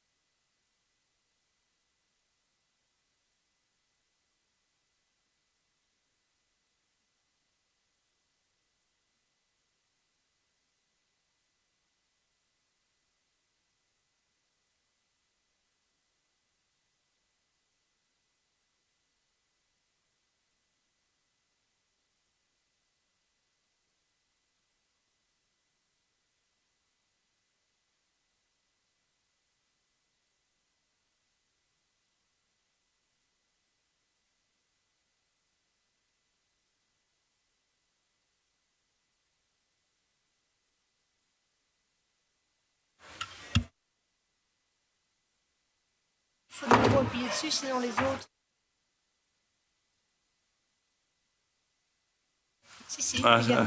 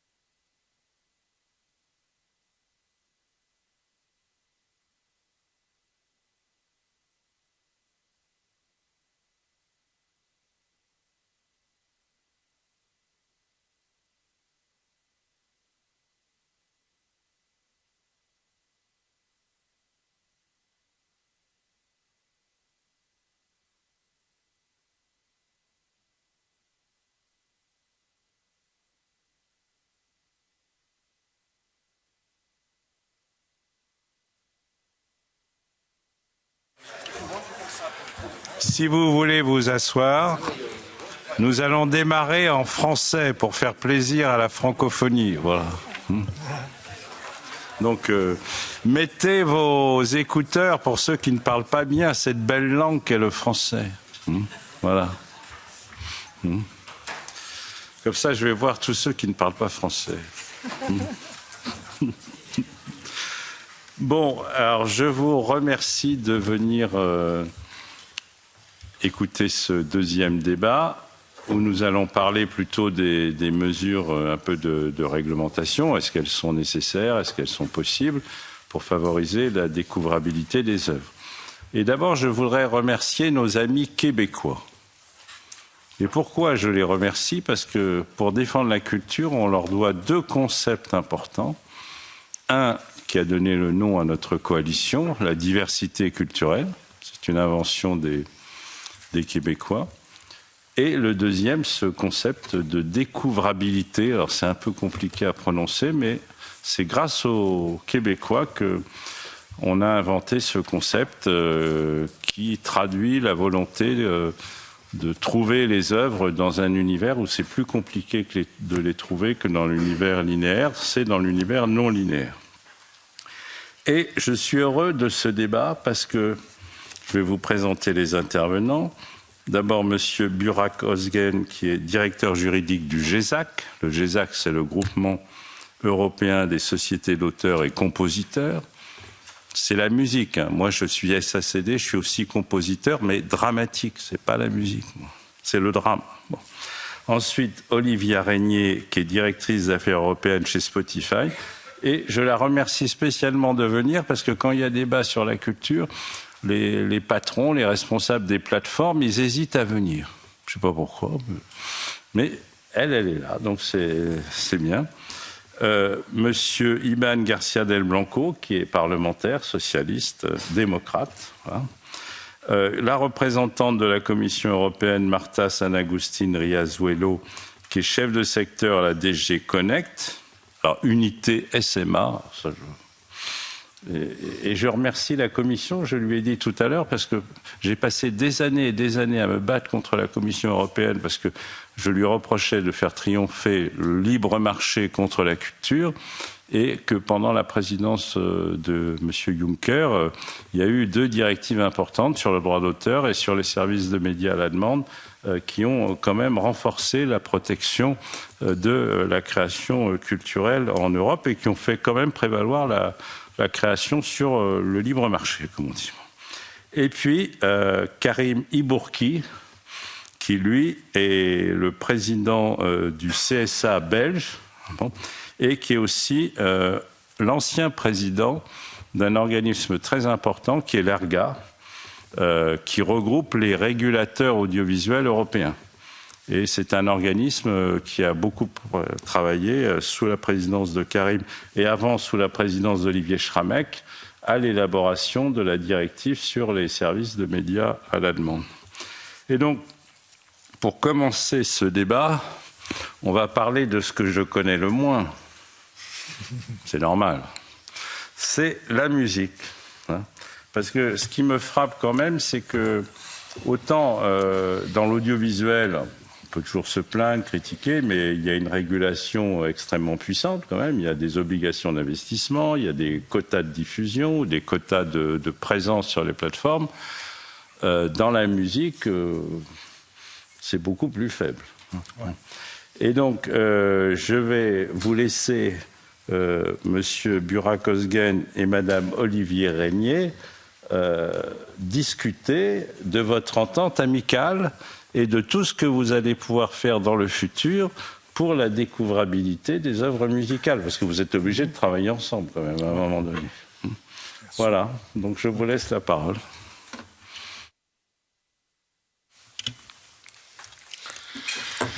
Thank you very much for this invitation, both to the coalition and the CCFG. My name is Burak Özgen. I just want to say I will speak today on the discoverability of European works in the music sector, but GESAC represents outer societies from all artistic fields, including also audiovisual and visual arts. I will go directly into the subject. So as you said, it's a widely accepted principle, the discoverability is in the audiovisual sector with the legislation and everything. So in the music sector, we have examples at the national level for instance, radio in France or in other countries, and then we are seeing actually now, even in Belgium, French-speaking parties considering extension of the AVMST provisions to music streaming services. We have examples in third countries. Canada was mentioned this morning. There's Australia and New Zealand as well. And recent studies also show that music streaming is a relevant issue for policy and need for action at EU level. So why we need further work at EU level on discoverability in music? So first of all, music streaming is the main music usage today.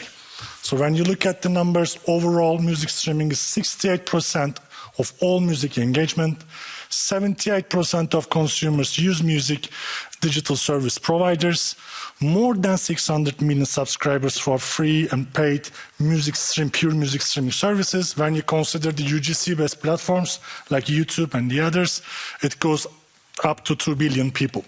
So the time spent on audio-based streamers and UGC platforms is always increasing and taking more time of the people on their daily life.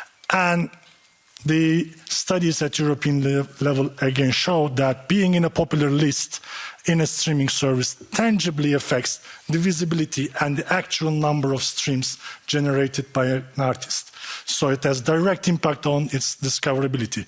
Yet, so far, the music streaming services are operating in a legal vacuum, as you said, that is very weak, and all the European legislation so far on platform to platform or DSA or AI Act or the Media Freedom Act or AVMST, none of them really address this sector, and it was all about the other services although all those issues were in a way relevant. So what are the main issues that we are interested in when discussing on the discoverability in the music streaming is, first of all, the need for more diversity and discoverability within the abundance of the content.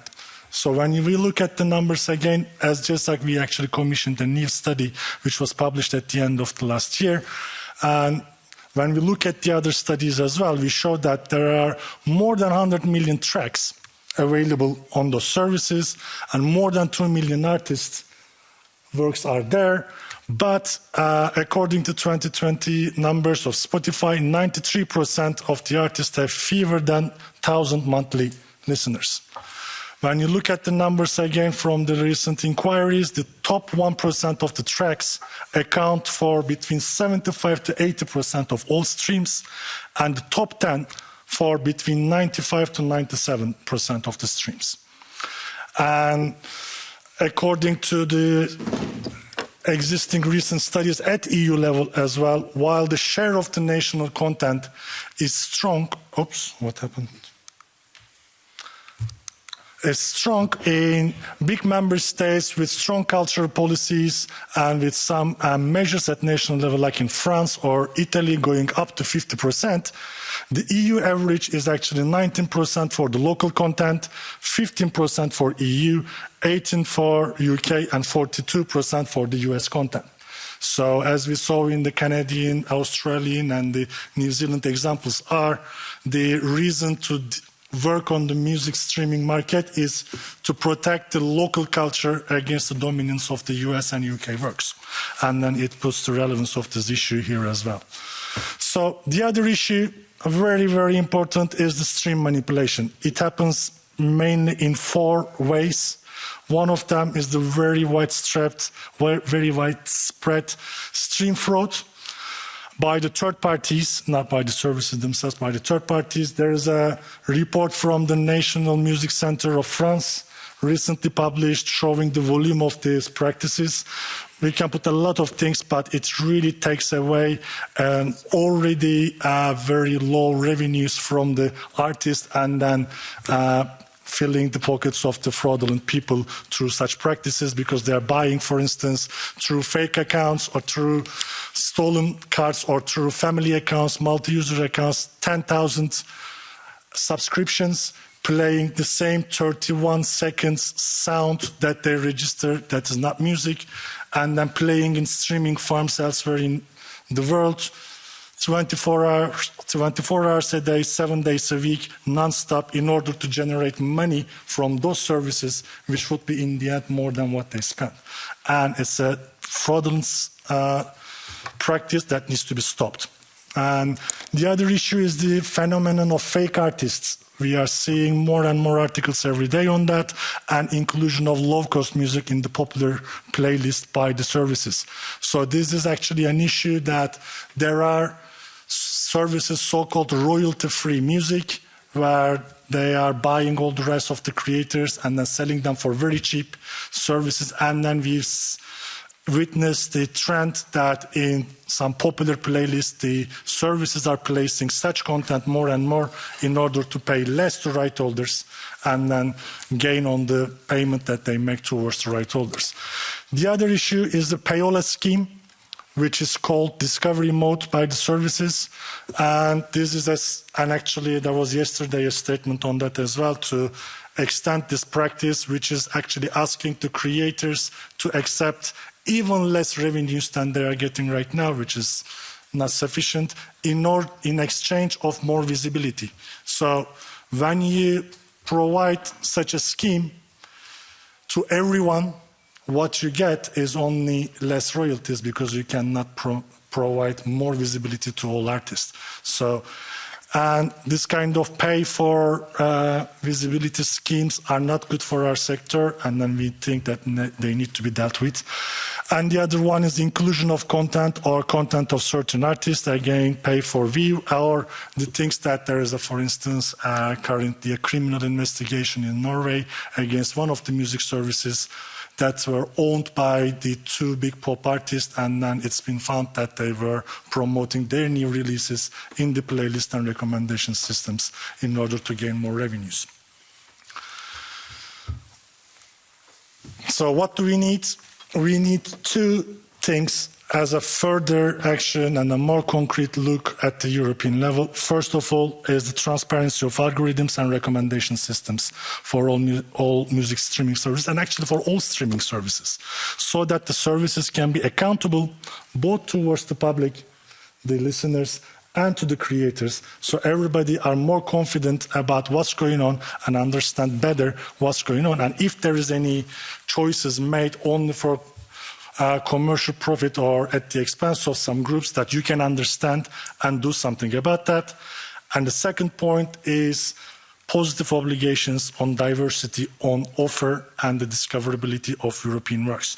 Algorithms are an essential part of the streaming experience for consumers. You need to use them, and naturally use of algorithms is introducing a subjectivity according to the choices of the people. But we are seeing bad practices that also includes other things only for the benefit of certain players or certain services. So why not to consider therefore also some positive obligations in the way to use these algorithms to ensure more diversity and also, where possible, the discoverability of European works. So these two issues have already been addressed in 5 different parliamentary reports over the last 2 years. And they are asking all to the Commission to look at it further, and then even with a look to extend the principles like in the AVMSD or in any other way for the diversity and discoverability to music services. So, and actually last week, the opinion adopted by the IMCO committee on the AVMSD also asked this point. So there is relevance now. There is a time now. There is a study on discoverability at the Commission. It is in the work programme of the Council. So I think it's the right time to look at this issue more seriously and then to see what can be done at EU level on this. Thank you very much.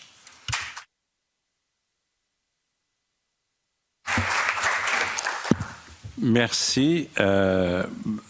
C'est intéressant parce qu'on voit que vous avez encore beaucoup de progrès à faire et que le législateur européen, aussi bien côté Parlement que côté Commission, va devoir s'occuper sérieusement de la musique.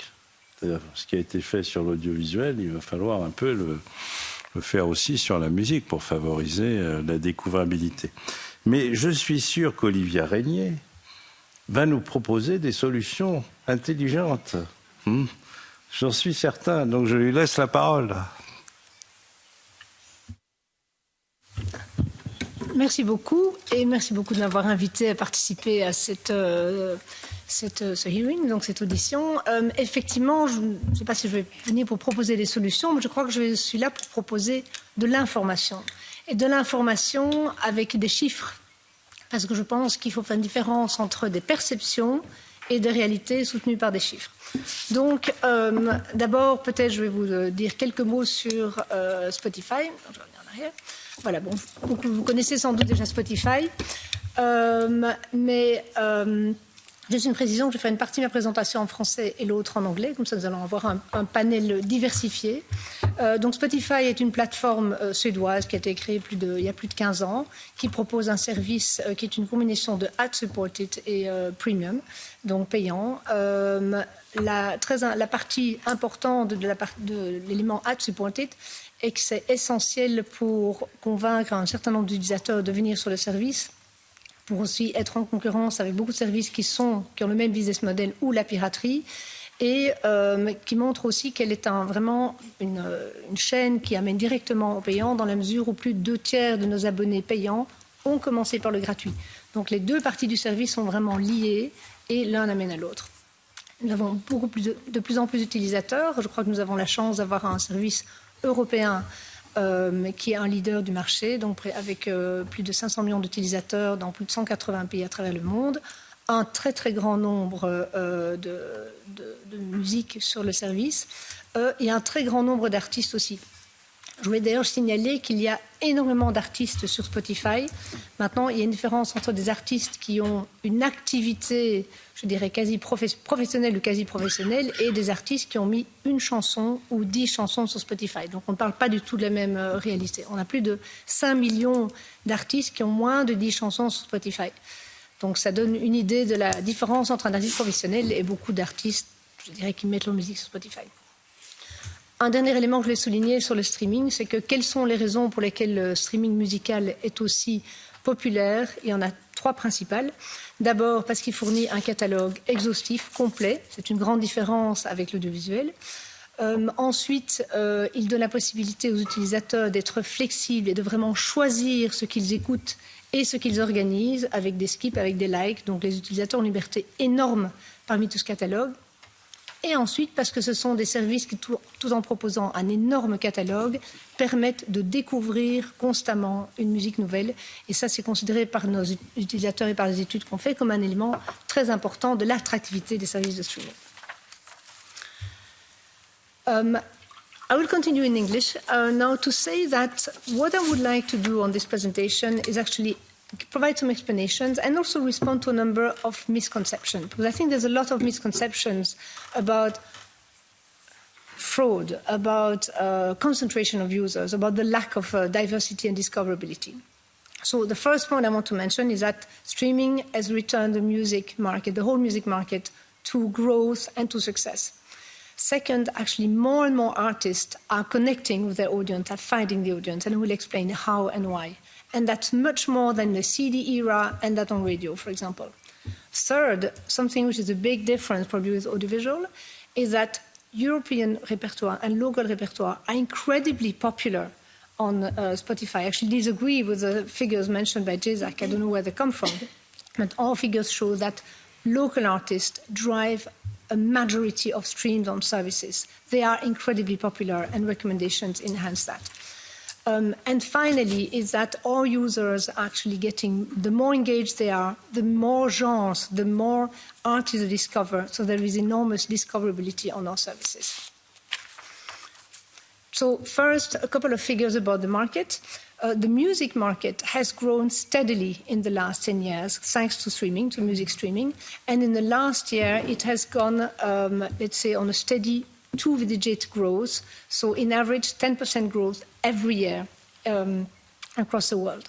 The online revenues from author CMOs have grown as well. What I want to stress is that, and that's maybe not always known, is that the streaming services are not profitable. Spotify, as large as it may be and as successful and known as it may be, is not a profitable service. We pay 70% of our revenues to all creators. The rest is the gross margin to invest. Of course, with the fixed cost, they are huge investments to develop the service, continuing to make it relevant, facing competition, bringing new features. Spotify is not yet profitable. It's not a problem in itself, but it is something that needs to be known. Streaming, it's true, is now a main driver of music consumption, and as I said, the payouts to the industry have increased. What is important is that it's true, the music sector in Europe and across the world has never relied on subsidies. It has not relied on quotas, apart from sporadic, national initiatives, but they are sporadic. It's a sector that has managed to be very successful in Europe. European content has always been successful without that. And I want to underline that, because if there had been a problem, well, neither not physical, but radios have never been subject to quotas, for example, except in some countries. Now, local repertoire, coming to this, is incredibly popular. Our users want to listen to their local repertoire. And I'm giving you a couple of quite impressive data.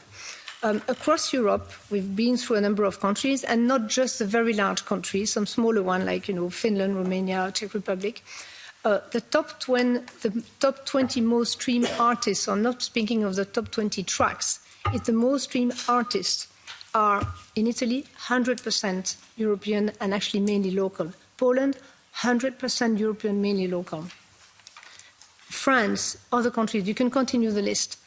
there's an enormous popularity and enormous amount of streaming from local artists. So I don't know where the low figures from JSAC come from. I don't know if they say share of, I don't know share of what, but our figures show that there's huge popularity of local repertoire.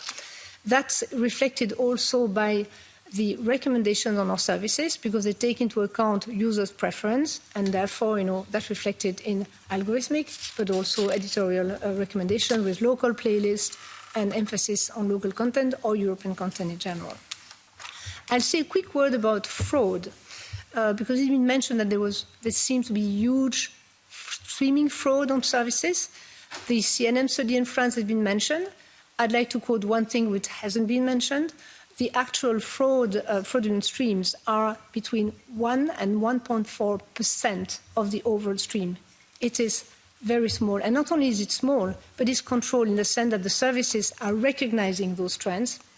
We have a very sophisticated team to catch streaming fraud, to use AI to identify patterns of fraud and actually detect fraud when it happens and automatically exclude it from the payment of royalties. So in our view, Spotify's view, fraud is not having an impact on payment of royalty and is not as close as to being as high as sometimes presented as a massive problem. So next point I would like to mention as well is that more and more artists actually finding success thanks to streaming. It's true that you have, as I mentioned, a lot of artists on Spotify, but not all artists have the same catalog, have the same activity, have the same sort of exposure. There are millions of artists on Spotify, as I mentioned. Millions of them put between 1 and 10 songs. We've identified that you have around 200,000 professional or aspiring professional artists on Spotify. What is that? It's artists who have put at least 10 songs on Spotify. It's artists who have at least a certain amount of followers. So you can therefore make a difference between those who are active, a certain following, and make a living out of it, or can aspire to make a living out of it, and others who put 1 or 2 songs on Spotify, because actually it's getting easier and easier to upload songs on Spotify via aggregators. For example, we have now 1 in 4 artists self-distribute. What does it mean? They don't rely on a record label. They find an aggregator, put their music on Spotify. Yes, not everyone is going to have exposure having the same activity. Now, this said, we have an increasing amount of artists who are very, very much stream and who are public and who are very successful. I'll give one comparison because it's important to say that it is an increasing number of artists. We have 57,000 artists who make the majority of streams. It's a lot.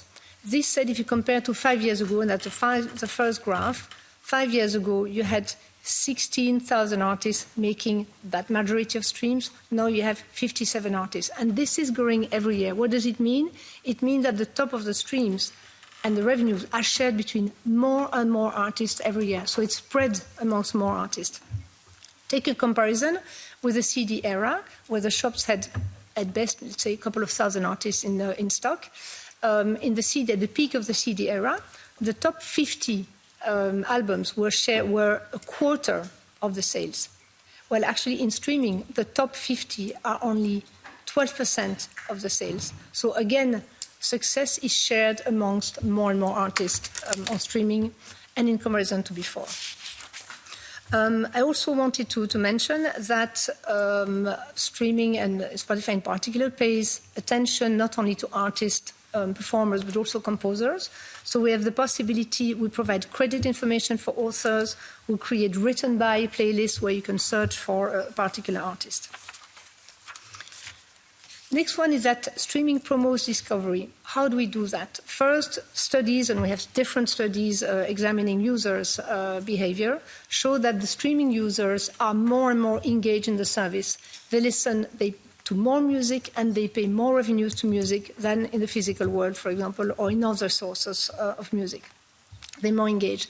They report that they listen to many more different genres than elsewhere. They report that they're more likely to discover new genres, new music on streaming services. That is due to the fact that they have unlimited catalogs, so they have a lot of choice.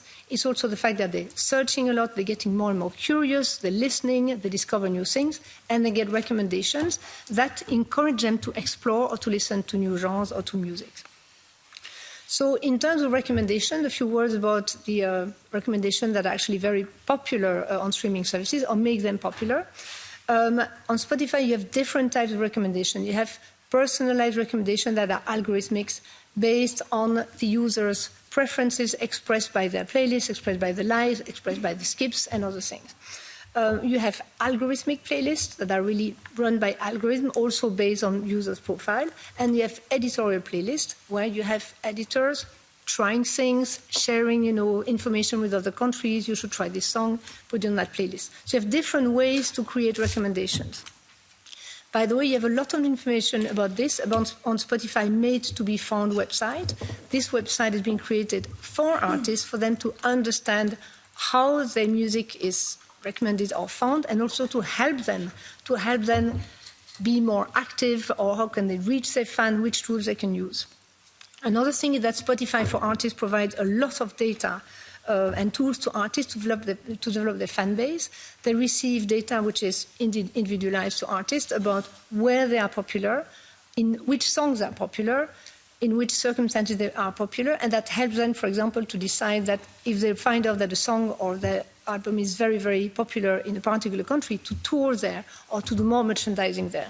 So all this data help the artists shape their career, and we have a lot of artists telling us, I love Spotify for Artists. I get so much information as to how to develop my career and my production. Now, you have a number of recommendations indeed. What I want to stress as well is that actually 50%, more than 50% of the streams are entirely user-led. So more than half of the streams on Spotify are determined by the user's research, choice, created playlist, or maybe by friends' playlists, etc.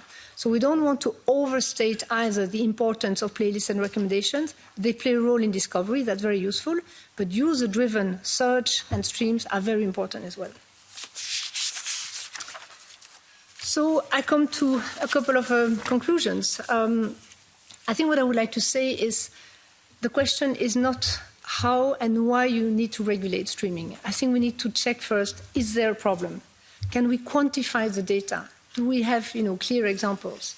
And the question is actually, do you need to regulate music streaming? Is there a problem to solve? Is there a quantified problem to solve? And would regulation actually help and change anything? I think what I want to stress, as I mentioned before, music streaming is different from audiovisual. The music sector is doing very, very well in Europe. The European music is doing extremely well. Local repertoire is doing extremely well. There's no problem of exposure or popularity of European content. Streaming creates more diversity, more discovery than any other sources of music.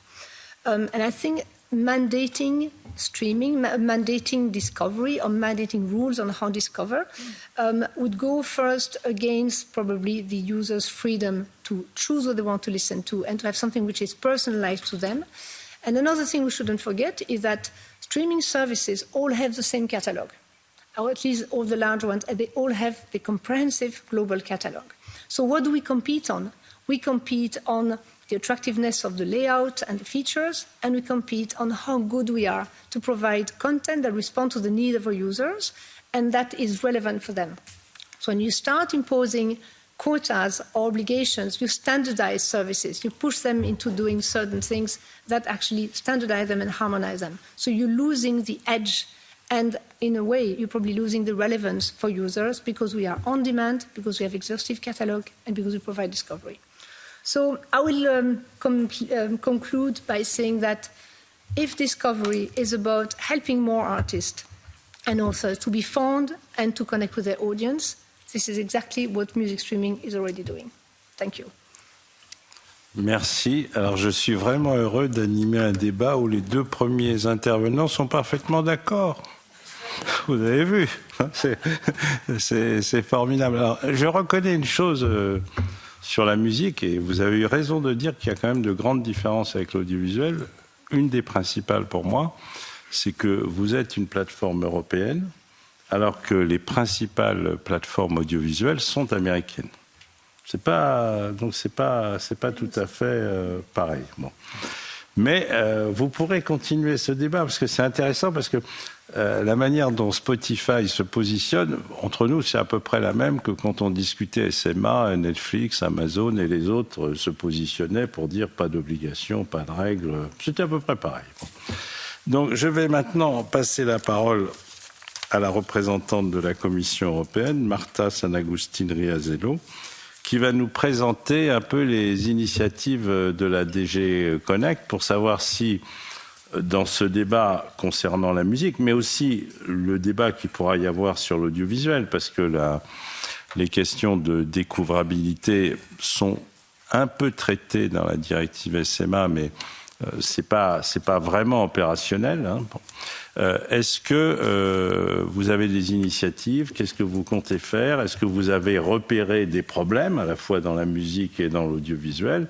Sachant qu'il y a une chose que je veux dire quand même dans l'audiovisuel, c'est que ce que je connais le mieux, hein, parce que la musique, je connais moins bien, il faut quand même reconnaître que les plateformes, même américaines, ont permis de découvrir des œuvres qu'on n'avait pas avant dans le système audiovisuel classique, où en général, dans les différents pays, la programmation était coupée en deux, les œuvres nationales et les œuvres américaines. Et c'est grâce, par exemple, à certaines plateformes qu'on a pu découvrir des œuvres européennes, beaucoup des pays scandinaves, des œuvres israéliennes, parce que la création audiovisuelle israélienne est très bonne, des œuvres mexicaines, enfin des œuvres coréennes, enfin beaucoup d'œuvres de pays et de diversité qui, dans l'univers audiovisuel classique, avaient du mal à être programmées et donc à être vues par le public.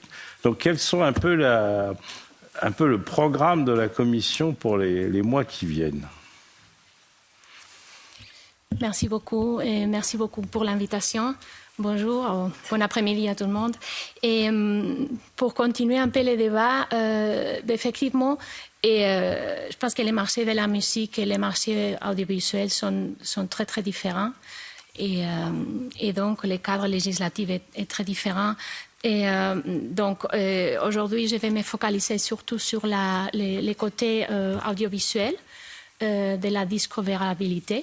Et pour un peu continuer quand même le débat avec toi, Pascal, je ne serais pas tout à fait d'accord de dire que dans le cadre de l'audiovisuel, il n'y a pas vraiment beaucoup de mouvements, il n'y a pas beaucoup de résultats. Donc, si tu permets, je vais vous expliquer, je vais commencer par les cadres législatifs et dans la directive SMA et je vais changer à l'anglais. So the first element that I would like to raise is that, the panel today is about how to better promote European works and make it discoverable. And the first slight different or a bit specificity on the audiovisual sector is that we talk, at least from the regulatory point of view, we talk about prominence and not about discoverability. So it is true that these are two concepts that are interrelated, but they have a slightly different meaning. So discoverability and findability relate more to the likelihood of discovery and to the related consumption of content, while prominence, as we understand it, is more related to the location of the content and to how to make them more, or how they are more or less visible to the final users. So this is why we talk about prominence in the directive and how to promote the prominence of European works. So jumping to the European legal framework and to what we have to promote European works and to make them more prominent. First of all, we have a specific provision on European works, but we also have a provision that concerns the prominence of audiovisual media services of general interest. This is what I call a may clause, so it is not an obligation, but member states can introduce measures to promote those services. But I will not talk about them today. I will talk about Article 13, which is the article that introduced in the revision in 2018 an obligation for video service video on demand service providers to have at least a 30% quota on their catalogs, and together with that also an obligation to ensure the prominence of those works. So those obligations go together, hand in hand, and why? Because in the proposal and then of course the co-legislators decided that the introduction of quotas is not sufficient to promote European works, and it is also necessary that users can easily find them, and we thought that the best tool to promote them is the introduction of this obligation. So that was the rationale behind. So as I mentioned, there is this obligation to ensure the prominence of European works. The definition does not provide the directive does not provide a definition on prominence, but we have a recital, which is recital 35, that to me provides a quite precise explanation of what is understood, or what is to be understood by prominence, because it indicates that it involves promoting works through facilitating access to such works. And then this recital provides some examples as to the tools that can be used to promote such works. For instance, a dedicated section in the service homepage, the possibility to research for European works, the use of European works in campaigns or that they are promoted in particular, for example, using banners or similar tools. So here there are two conclusions. The first is that there is quite a wide margin of maneuver for member states to decide how they want to go with this obligation, and that this list is a list of examples. It's not a closed list, that therefore it is possible to use other means or it is possible to use more means. So now you will wonder then what has happened and how member states have implemented this obligation. But don't worry, Karin, because I don't want to preempt your intervention, but I am pretty sure that you will give a detailed overview of what has been done and how ERGA has been working on this, because this is such a broad term and this is so open that I think that there's been a considerable exchange between the audiovisual regulators in the European Union done by ERGA, and exchange of practices. And this has been very important. It has been a great job, and I'm pretty sure that Karin will explain more on what ERGA has been doing.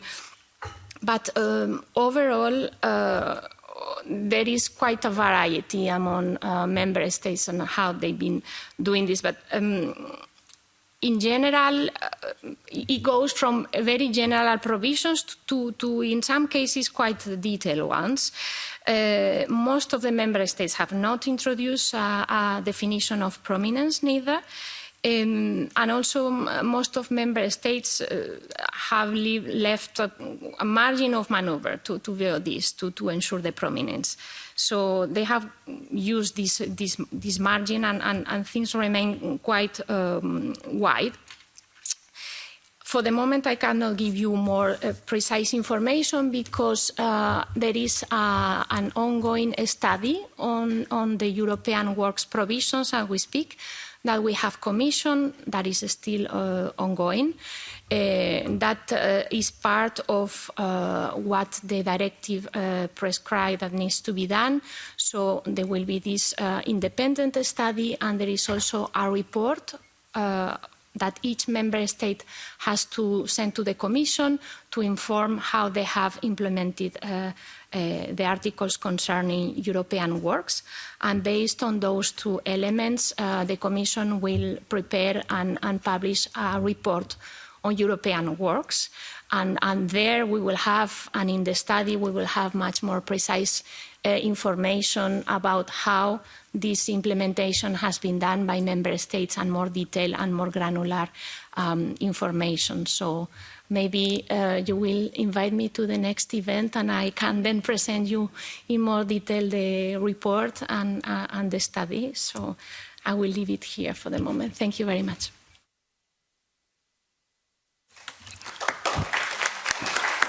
Mais soyez sûr que pour nous présenter les prochaines mesures puissantes pour développer l'audiovisuel européen, nous vous inviterons. Hein, ça, il n'y a pas de doute.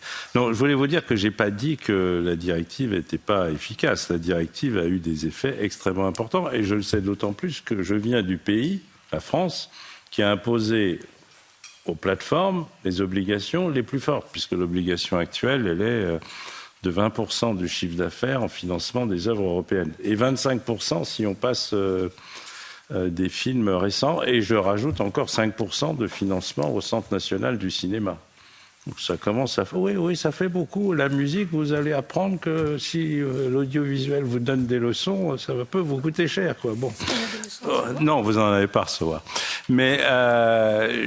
Non, je pense que la directive a produit des mesures très importantes et efficaces. Mais par contre, sur la question de la découvrabilité que vous appelez... Alors, proéminence en français, c'est compliqué, hein, je vous le dis. Bon. Proéminence, là, on est quand même au début des réflexions. On n'est pas encore très avancé, ça, parce que c'est une question très compliquée qui est reliée, et Karim en parlera peut-être, à la question des algorithmes. Et on ne sait pas comment ça marche tellement les algorithmes. Et du fait des algorithmes, la page d'accueil des gens qui sont connectés diffère selon ce qu'ils regardent.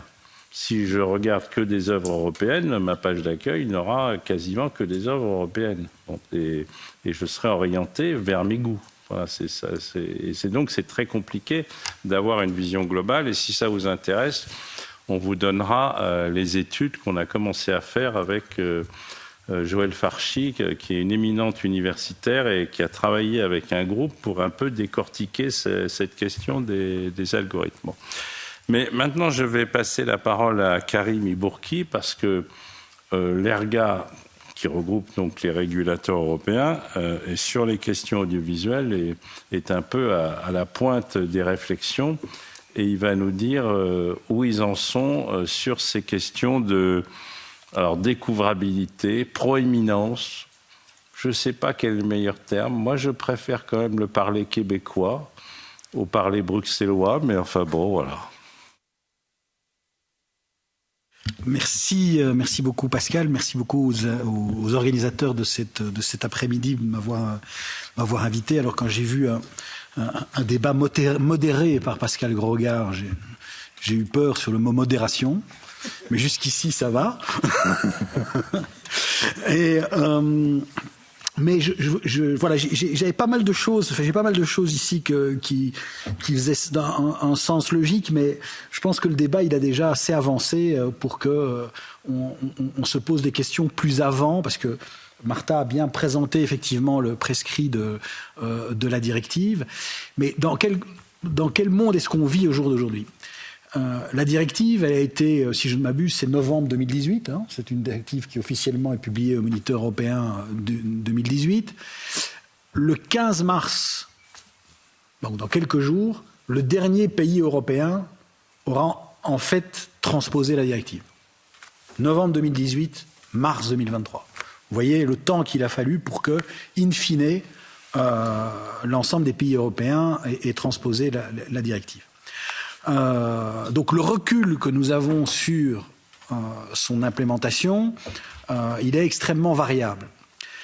Ça ne nous a pas empêché, nous, au sein des régulateurs, de prendre ces questions de proéminence, de découvrabilité, enfin de ce qu'on veut, extrêmement au sérieux, parce que pour nous, c'est évidemment un des produits d'un long combat culturel que de nombreux pays membres ont mené sur la fameuse exception culturelle. En fait, tout ça découle de cette idée que la culture, c'est pas tout à fait un bien dans le commerce, et que si on veut la défendre, il faut prendre des mesures de protection et d'encouragement vis-à-vis de notre patrimoine culturel commun. Alors, quand les pays membres ont transposé ces différents éléments, on a vu, nous, que, si je puis me permettre, c'est un peu le minimum qui aura été fait pour respecter le droit européen à ce stade. Alors, il y a effectivement des pays qui ont fait beaucoup plus. Il y a des pays qui ont fait peu de choses en plus que ce qui était prévu, mais on dirait que l'immense majorité, c'est un peu le ventre mou, on fait ce qui est demandé, et puis on va voir comment le marché se structure. Il faut aussi se rendre compte que, puisqu'on parle de cette question d'exception culturelle, tout le monde n'a pas la même approche sur la nécessité d'imposer des obligations au marché.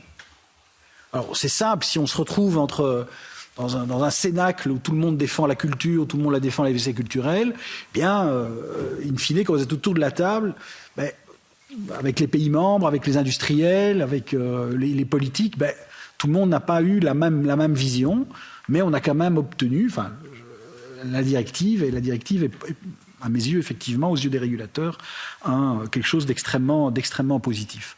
Sur la manière dont les États membres, je le disais, l'ont intégré, ça varie. Sur les effets, c'est encore très difficile d'avoir quelque chose de très concret. On a dit tout à l'heure qu'il faut baser les politiques sur des choses concrètes. Je pense que c'est tout à fait vrai. Olivier Régnier disait il faut avoir des chiffres, il faut avoir une analyse du marché, il faut voir ce que ça a donné. Et c'est vrai que tu as cité tout à l'heure le professeur Farchi, qui a déjà fait une première étude, qui montre d'ailleurs que finalement il y a une diversité.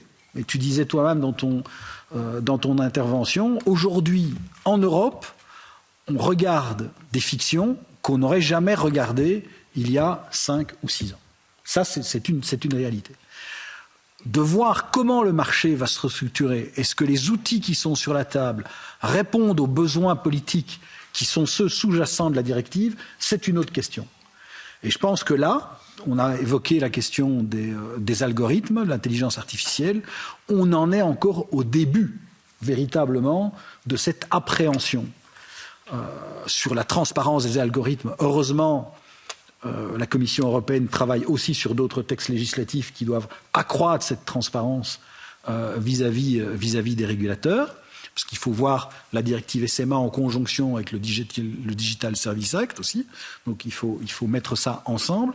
Mais très clairement, à nos yeux, on va devoir avoir davantage d'informations extrêmement concrètes pour voir si finalement l'instrument a servi l'objectif politique auquel il était destiné. C'est ça un peu le but du jeu, et de voir concrètement dans les chiffres qu'est-ce qu'on regarde. Est-ce que les outils qui sont de proéminence, qui sont largement laissés à l'appréciation des États membres, voire de code de conduite, titre personnel, le CSA belge doit élaborer avec le secteur un code qui doit servir à illustrer les meilleures pratiques, j'allais dire, ce mauvais franglais qu'on utilise à Bruxelles, les best practices, les meilleures pratiques en matière de promotion de la diversité culturelle. Donc nous sommes en train de commencer ce travail, parce qu'en Belgique aussi, la transposition de la directive a pris plus de temps que prévu et n'a été transposée si je ne me souviens bien, qu'en avril 2021. Donc le recul que nous avons sur les effets structurants ou pas sur le marché en matière de diversité et de promotion de la diversité, c'est encore relativement faible. Il faut quand même le dire. Martha, tu parlais aussi tout à l'heure de l'étude que commissionne l'Union européenne. C'est clair que ça va être aussi un élément important. Et je dois dire qu'il y a quand même une communauté de vues, me semble-t-il, entre le monde de la création, les régulateurs et la Commission, parce que la Commission, dès le départ, avait dit qu'elle allait monitorer l'implémentation des mesures relatives à l'article 13, considérant que c'était un élément essentiel de la politique qui était suivie. Donc je pense qu'on est... Voilà. Je pense qu'on est... Moi, j'ai tendance toujours à voir le verre plutôt à moitié plein qu'à moitié vide en la matière. Maintenant, effectivement, on va toujours trouver des systèmes qui sont une espèce de justification par rapport à des obligations légales et un minimum, alors que d'autres vont être plus volontaristes dans l'application de la règle. On voit aussi que dans certains pays, il y a 0 règle. Voilà, il n'y a rien qui a été mis en place et on n'a rien demandé. On voit aussi que les pays puissants culturellement ont généralement tendance à établir justement une régulation plus stricte que d'autres pays où il n'y a pas de régulation qui va au-delà du prescrit légal. Donc c'est ça qu'il faudra voir aussi. Mais au jour d'aujourd'hui, dire que l'économie de plateforme n'a pas amené une diversification de l'offre, en ce compris de la création européenne indépendante, je pense que ce serait faux. Je pense que voir si cette tendance va se confirmer, si elle est soutenable financièrement, c'est ça les enjeux des prochaines années, et d'avoir des chiffres, de voir si l'objectif politique qui était assigné à cette directive est concrètement atteint en matière de diversité. Et ça, les régulateurs vont continuer à le faire. On a publié un rapport, tu y as fait allusion, on a publié un rapport fin 2022, lorsque j'étais président de l'ERGA, on a publié un rapport sur la diversité et la proéminence. On a réinscrit dans ce que nous appelons les terms of reference, donc les objectifs du plan de travail de l'ERGA de cette année, on a réinscrit cette question-là. Elle ne va pas être abordée là maintenant au premier semestre, mais on va s'y atteler au second semestre, parce qu'il y avait aussi parmi nos membres le fait que les contrôles se font quand l'année civile est écoulée, donc on a toujours un petit temps de retard quand on publie de data, mais on va continuer cela. Et je pense que c'est une volonté communément partagée des régulateurs de continuer, quoi qu'il arrive, de garder cela véritablement au centre de nos préoccupations et de continuer à mesurer les effets positifs ou pas assez positifs du prescrit de l'article 13 de la directive. Et c'est vrai, pour faire écho, et je vais terminer là-dessus, sur la question de la musique, c'est vrai qu'à ce stade, ça n'a pas été une préoccupation aussi forte, que ce soit d'ailleurs en termes de régulation, mais aussi du côté des régulateurs. Voilà. Mais les marchés ne sont pas tout à fait effectivement les mêmes aujourd'hui. Et je pense aussi d'ailleurs qu'il y a des critères techniques que Madame a rappelés, qui facilitent cette découvrabilité en matière de musique et qui sont plus difficilement implémentables en matière audiovisuelle. La souplesse de l'interface, vous y avez fait allusion tout à l'heure, est un critère majeur de l'effectivité de cette découvrabilité. Parce que vous pouvez avoir les objectifs que vous voulez, si l'outil n'est pas convivial, ça ne fonctionnera pas. Or, aujourd'hui, on peut discuter de la convivialité des outils mis à disposition de l'utilisateur final afin que ce soit effectif. Bon, est-ce que là, il n'y a pas des best practices à démontrer, des guidelines que la Commission européenne pourrait publier qui soient plus précises que celles déjà qui existent en la matière? C'est ce sur quoi peut-être on devrait travailler à l'avenir du point de vue régulatoire. Merci Karim. Je dois ajouter qu'il y a un élément important qui ne résulte pas de la directive SMAT, qui réside de la directive droit d'auteur, c'est l'obligation de communiquer les vues. Parce que ça n'a pas été le cas pour nous, par exemple à ECCD. Le premier contrat qu'on a passé avec Netflix, on avait les vues, mais les producteurs ne les avaient pas et d'autres ne les avaient pas. Donc ils allaient dans un univers, ils vendaient les œuvres à un univers où ils ne savaient pas les résultats des œuvres. Et ça, c'était un vrai problème. Donc, et ça, c'est un résultat de la directive droit d'auteur. Le deuxième changement qu'on voit apparaître maintenant, concernant l'audiovisuel, c'est qu'on s'aperçoit que les grandes plateformes internationales commencent à perdre de l'argent.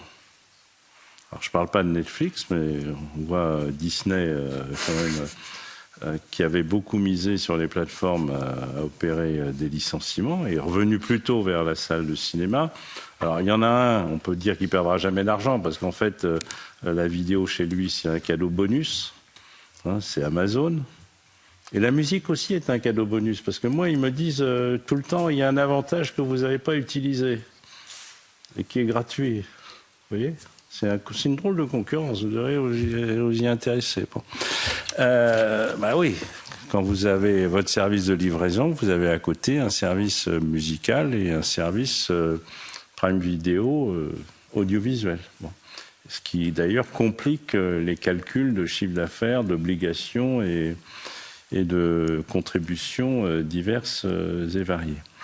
Et donc, on observe quand même un ralentissement côté plateforme, parce que c'est une course sans fin entre l'abonné et la création et la production, puisqu'il faut toujours des nouvelles productions pour attirer l'abonné, et que les abonnés peuvent partir tous les mois. C'est plus l'époque où à Canal+, chez nous en France, vous pouviez pas vous désabonner, c'était très compliqué. Et si vous vouliez vous désabonner, vous repartiez en fait avec 3 abonnements, parce qu'ils avaient des vendeurs extraordinaires. Bon. Donc voilà. Et donc je vais quand même demander maintenant à notre parlementaire européen, Monsieur Ibán García del Blanco, quelles sont actuellement les réflexions au Parlement sur ces sujets concernant à la fois la musique et concernant l'audiovisuel. Alors, ça a été bien expliqué que l'audiovisuel, il a un corpus de règles assez important, significatif, qu'il faut vérifier, qu'il faut monitorer, comme on dit, entre guillemets. Et par contre, dans la musique, il y a un peu 2 discours qui s'opposent. Ceux qui disent tout va bien, ne faisons rien. Et ceux qui disent il y a quand même un certain nombre de problèmes, à la fois sur la découvrabilité. Vous avez parlé des fraudes. Effectivement, il y a une étude du Centre national de la musique sur les fraudes. Et donc, c'est ces 2 conceptions qui s'opposent de façon assez radicale. Alors, où en est le Parlement sur le sujet ?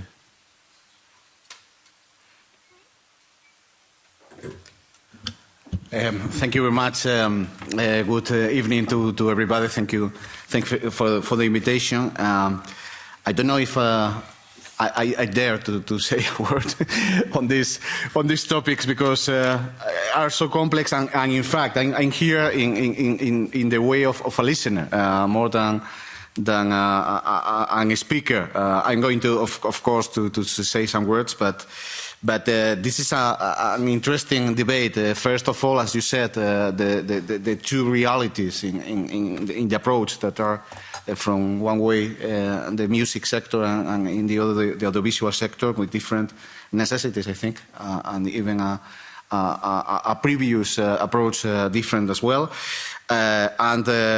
We have to solve another questions like what is exactly a European work, because this is the first of our reflections. But trying not to shed more mess in the debate, but to solve some of the features that are put on the table today.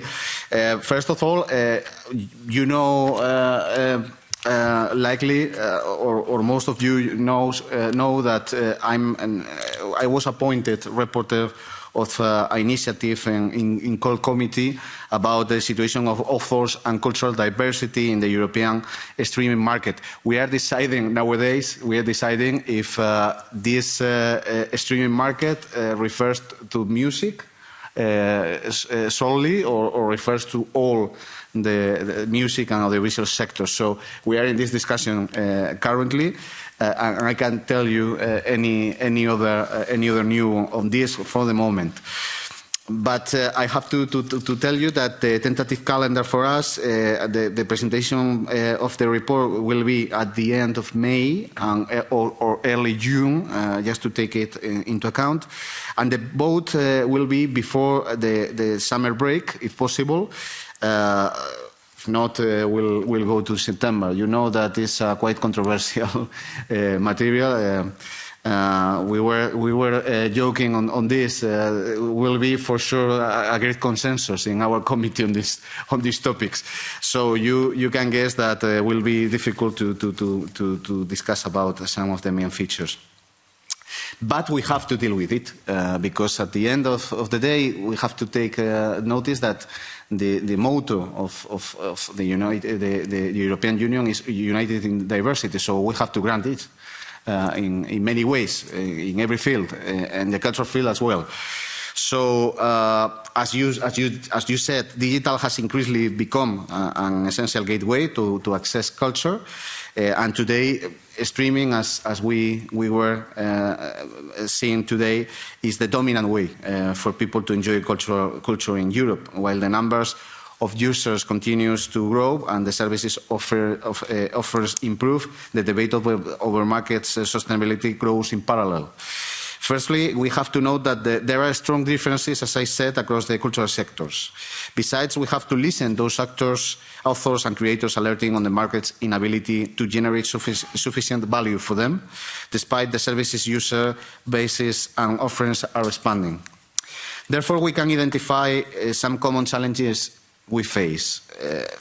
First of all, more research. We need data to improve discoverability. Two, more education with highly skilled cultural professionals so they can make the most out of this window of opportunity for the European cultural sector. And also education in the respect and protection of intellectual property rights. Three, need to support the local platforms and players. Four, keep working on and improving existing public policies and investment on reinforcing the European cultural scene.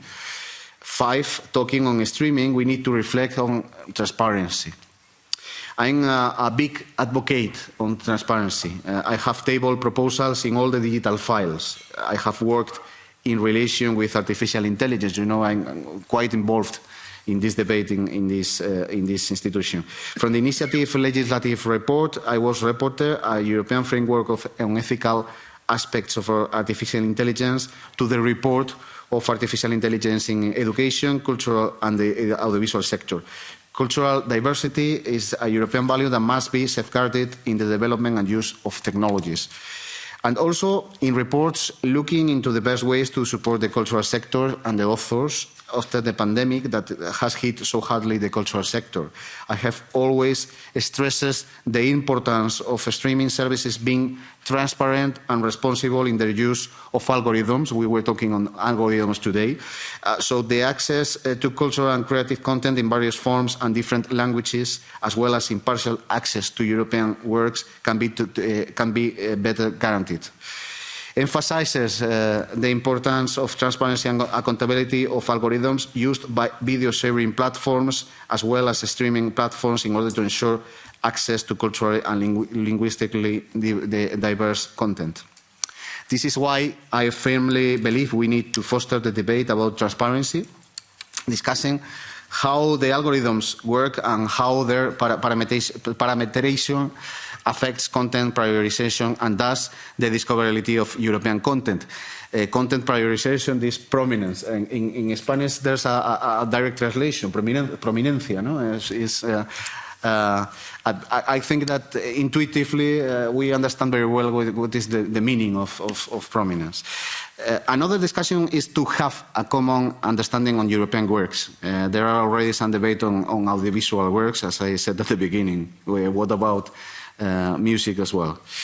And just to sum up, cultural diversity is crucial to the success of the digital transition or of the creative and cultural sectors. The digital transition is a perfect window of opportunity to make that European culture in all its diversity has a prominent role in the digital world. I strongly believe we should reflect together on how to build a new strategy for diversity in Europe by promoting the visibility and discoverability of niche repertoires and European works. Together with the Cultural Creators Friendship Group and with my fellow MEPs, I want to work in promoting better working conditions for creators and well-functioning, fair and transparent streaming market. Today's roundtable are definitely an important step towards contributing to this objective. I'm happy, as I said at the beginning, to listen to all of your insights on the topic and to have a fruitful debate about fostering a sustainable future for the European authors and their creativity.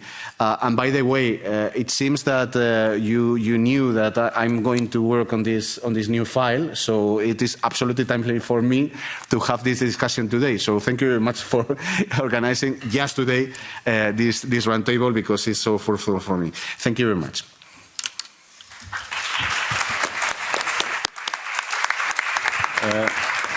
Merci beaucoup. Alors, moi, je pense que pour l'audiovisuel européen, le problème, il est finalement assez simple. C'est qu'en termes de programme, Globalement, on est bon et diversifié, on a énormément de programmes, mais en termes de plateforme, c'est-à-dire d'outils de diffusion, on est mauvais. Et ça aboutit à un résultat que les différents services publics européens, s'ils veulent diffuser leurs œuvres, ils les mettent sur des plateformes américaines. Voilà, je pense qu'on a un sujet quasiment industriel, pas simplement un sujet de régulation.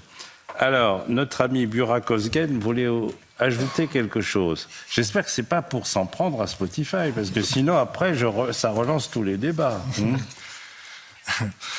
No, I mean, it's obviously streaming is a very important part of the music sector.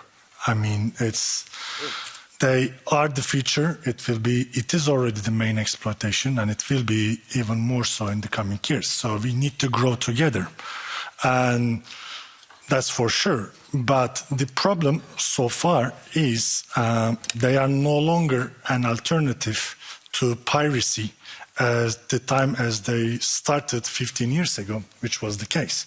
So now it's been more than 15 years, which is like the cat years, dog years in the music market. I mean, it's past now. They are mature, and now they are supposed to take more responsibility to make this market more valuable also for creators. So we know it's growing, but that growth so far is not sufficiently reflected in the revenues, at least of the authors. So there is an issue there. We are not discussing this today. I'm just referring to that because it was discussed. Today is mainly on the discoverability. So on that issue, I think if there's one thing clear today, that all the cultural sector needs something on discoverability. Because in today's media environment, your success is about being able to be found. So everybody asks for this, and it's more so for the music streaming because you saw the numbers. There are more than 100 million tracks or all those things. And you're saying, I mean, it's not a debatable thing only in music. If you ask the creators community in the audiovisual sector, they would all support this positive obligations of AVMST. If you ask the users, they will all be against. And then they would be happy to get away those provisions if they had the chance today. So, and it's not a surprise that, I mean, on the side of the services, that you will get a reaction like that. And also the music streaming service was a European market as it started, but now taking more and more by the other players like the Apple, Amazon, and Tidal. And I mean, it's a great example that Spotify is a European company that grew, but it's more and more a US company now it's operating. I mean, it's based on the US capital investment. It's based in the New York, at the headquarters. So it's not that like everything American is bad or everything European is good. It's just a fact. And we need to look at those things a little bit, and we need to take the actions. I mean, we are not speaking about the legislation right now, and it's true that music and audiovisual are so different from each other. It's not exclusive licensing. It's not that the catalog that you need to keep it there. And it's also a lot of the demand from the creators are obviously coming into direct access, but it's about the things that are not functioning well. And then fixing them would benefit everyone. And I think it's the time to do more things on that one, to look at it more seriously when we have all this, let's say, a little bit stars aligned at the European policy making, that there is an interest in the Parliament, in the Council, and at the Commission level. As regards to numbers, obviously I'm not making them up, Olivia, so they are coming from the studies commissioned by the Commission or from the industry or from joint research centers. And on the streaming fraud, the French study says up to 3%.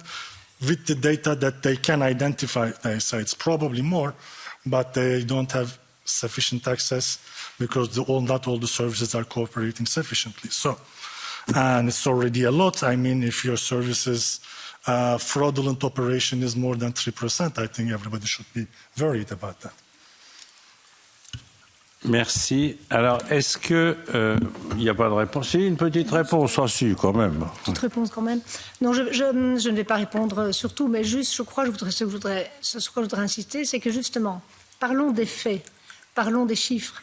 Donc, faisons des études pour voir s'il y a un problème, pour quantifier ce problème et dans quelle mesure. Je pense qu'on ne peut pas se baser sur des perceptions un problème éventuel, il faut parler chiffres, et Spotify a participé activement aux études qui sont faites, parce que je crois que nous sommes convaincus qu'il faut vraiment regarder les chiffres et analyser quels problèmes il pourrait y avoir et dans quelle mesure une réglementation pourrait aider, parce que très souvent on a une réglementation qui ne changerait un problème ou qui n'est pas la bonne solution.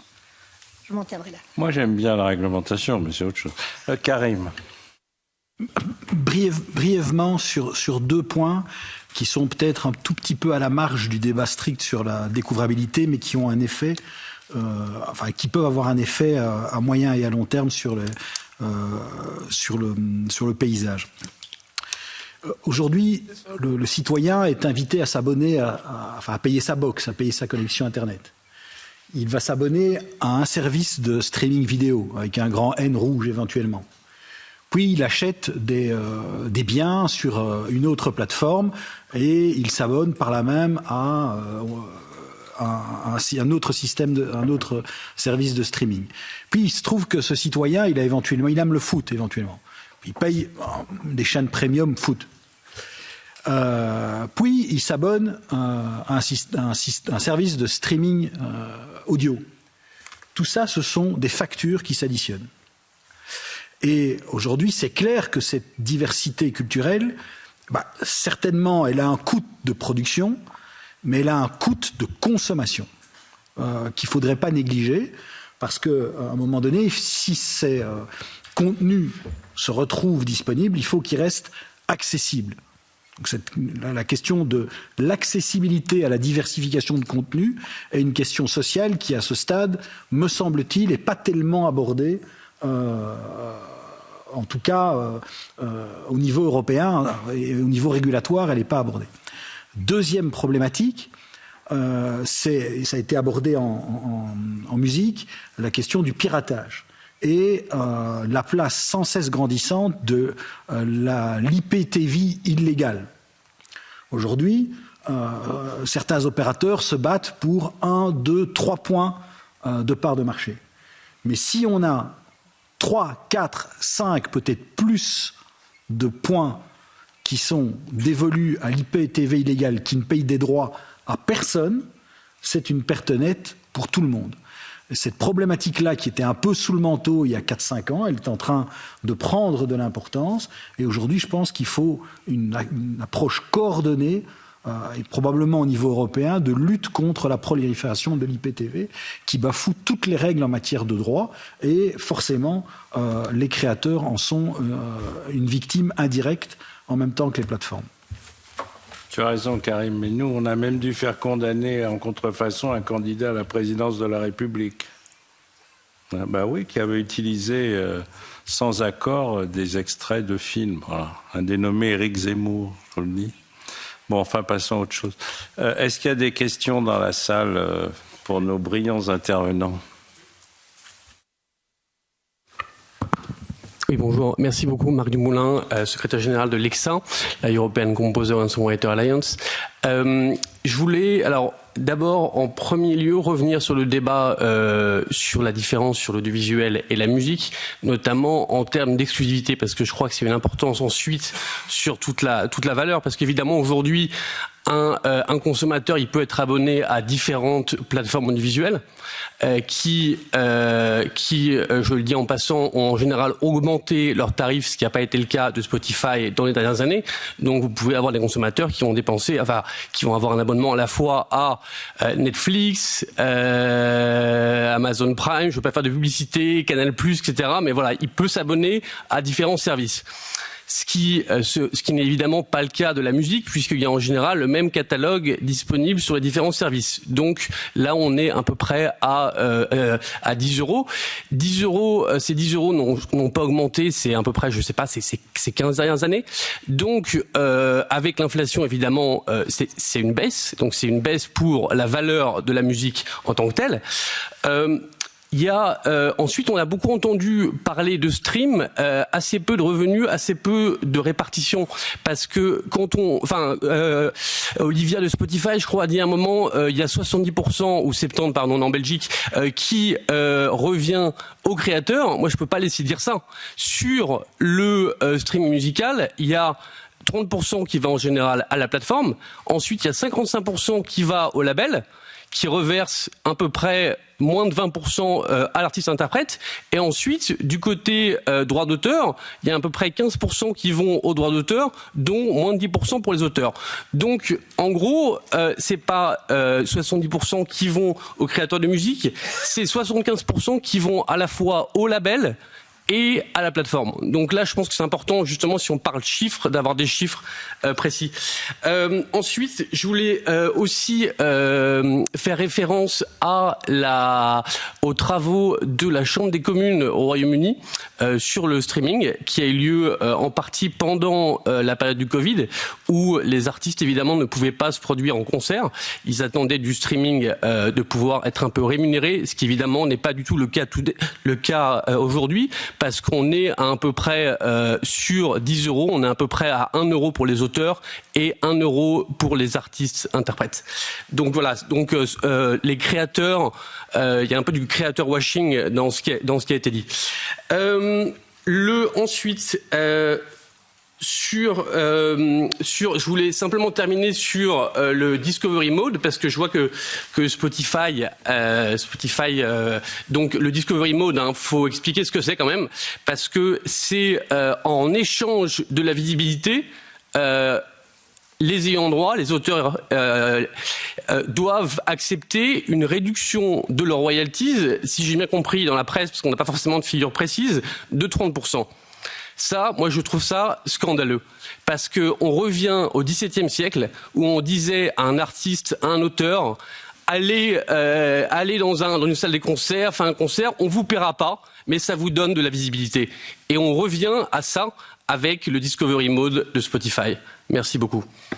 Merci, mais au XVIIe siècle, il n'y avait pas encore de droit d'auteur, je vous le dis. Parce que ça a été inventé par la SACD, Beaumarchais, un peu plus tard. Bon, mais c'est pas ça. Ouais, c'est pas. Alors peut-être que vous allez répondre, et puis après, je vais interrompre les discussions pour donner la parole à Monsieur Georgoulis pour qu'il fasse les conclusions de cette journée. Voilà.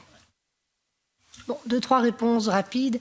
Effectivement, les 70% payés par Spotify sont payés au secteur de la musique. Enfin, pour toutes les plateformes d'ailleurs, sont payés au secteur de la musique. Je ne prétendais pas dire que c'était uniquement pour les créateurs, sinon je ne sais pas très bien comment les plateformes s'en sortiraient en fait. Mais donc, c'est réparti effectivement entre tous les ayants droit. Le prix des plateformes, très intéressant, souvent soulevé. Il ne faut pas oublier que les plateformes continuent d'être en concurrence constante avec toute une série de services qui sont ad-supported.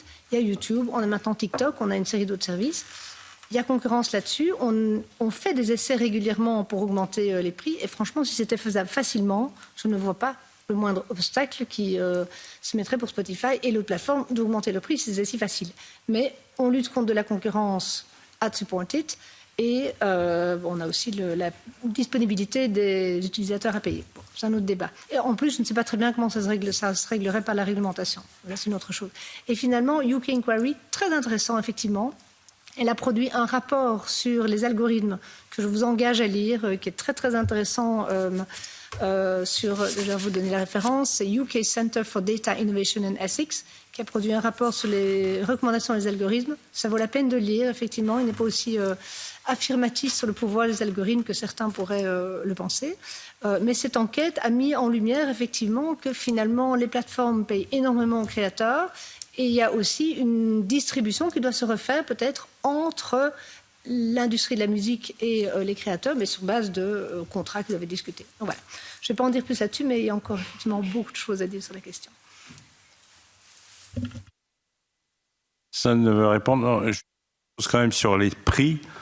Le coût d'une œuvre audiovisuelle ou cinématographique n'a rien à voir avec le coût d'un album de musique. Et c'est justement parce que ces plateformes qui voulaient se développer perdaient de l'argent qu'elles ont augmenté leurs tarifs. Je parle des plateformes audiovisuelles. Et comme on a maintenant en Europe, normalement, grâce à la législation, une rémunération proportionnelle aux recettes d'exploitation, les auteurs ne peuvent être que contents de la montée des prix, sous réserve de la remarque de Karim. Mais on n'a pas intérêt à ce que les prix baissent, parce que sinon, les auteurs seront naturellement bien moins rémunérés et ça sera plus compliqué de produire des œuvres qui sont, pour certaines, très très coûteuses. Voilà. vous voulez venir conclure peut-être? Non? Oui, après, oui, on va... Si, venez conclure, c'est bien de laisser la parole à nos hôtes.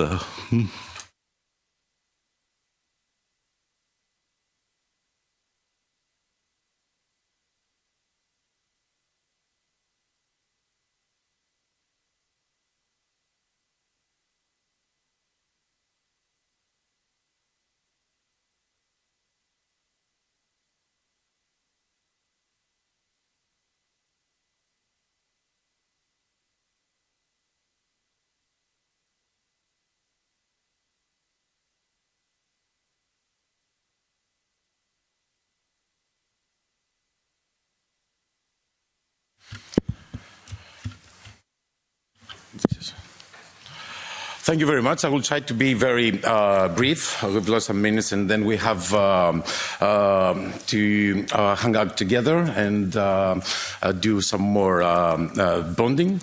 So I would like to thank you all for your very important contribution. We have heard so many ideas and views about discoverability and ways forward.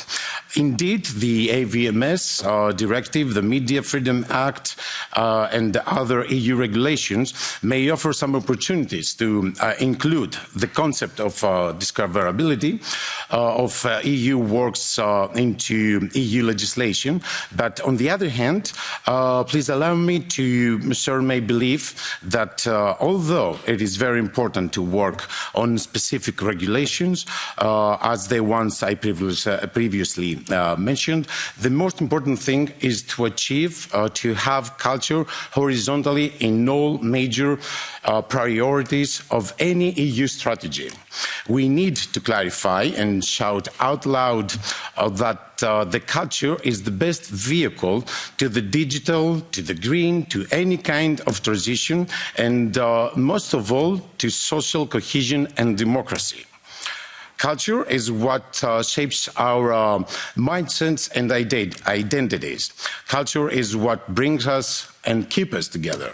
And culture is what can actually make Europe a much more important player in the world agenda.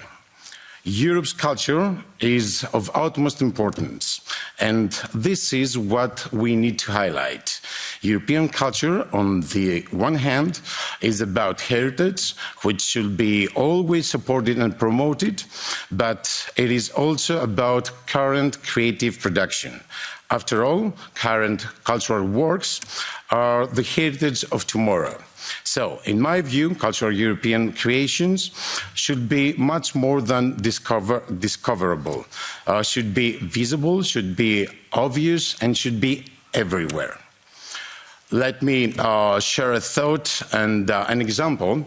As an example, if you go to any small village, anywhere in Europe, even in a very small isolated island in Greece, and ask what New York looks like, everybody will have an answer. Will have an idea how New York looks like, and even no one has gone there.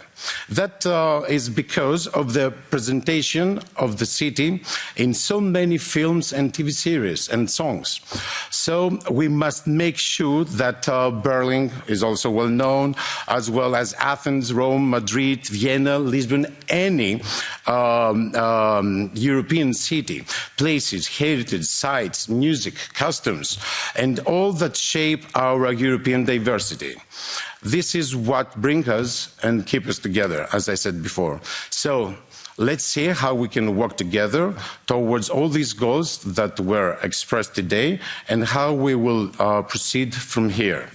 We can thank you again, and we don't forget, we stay together because we can go further. Thank you very much.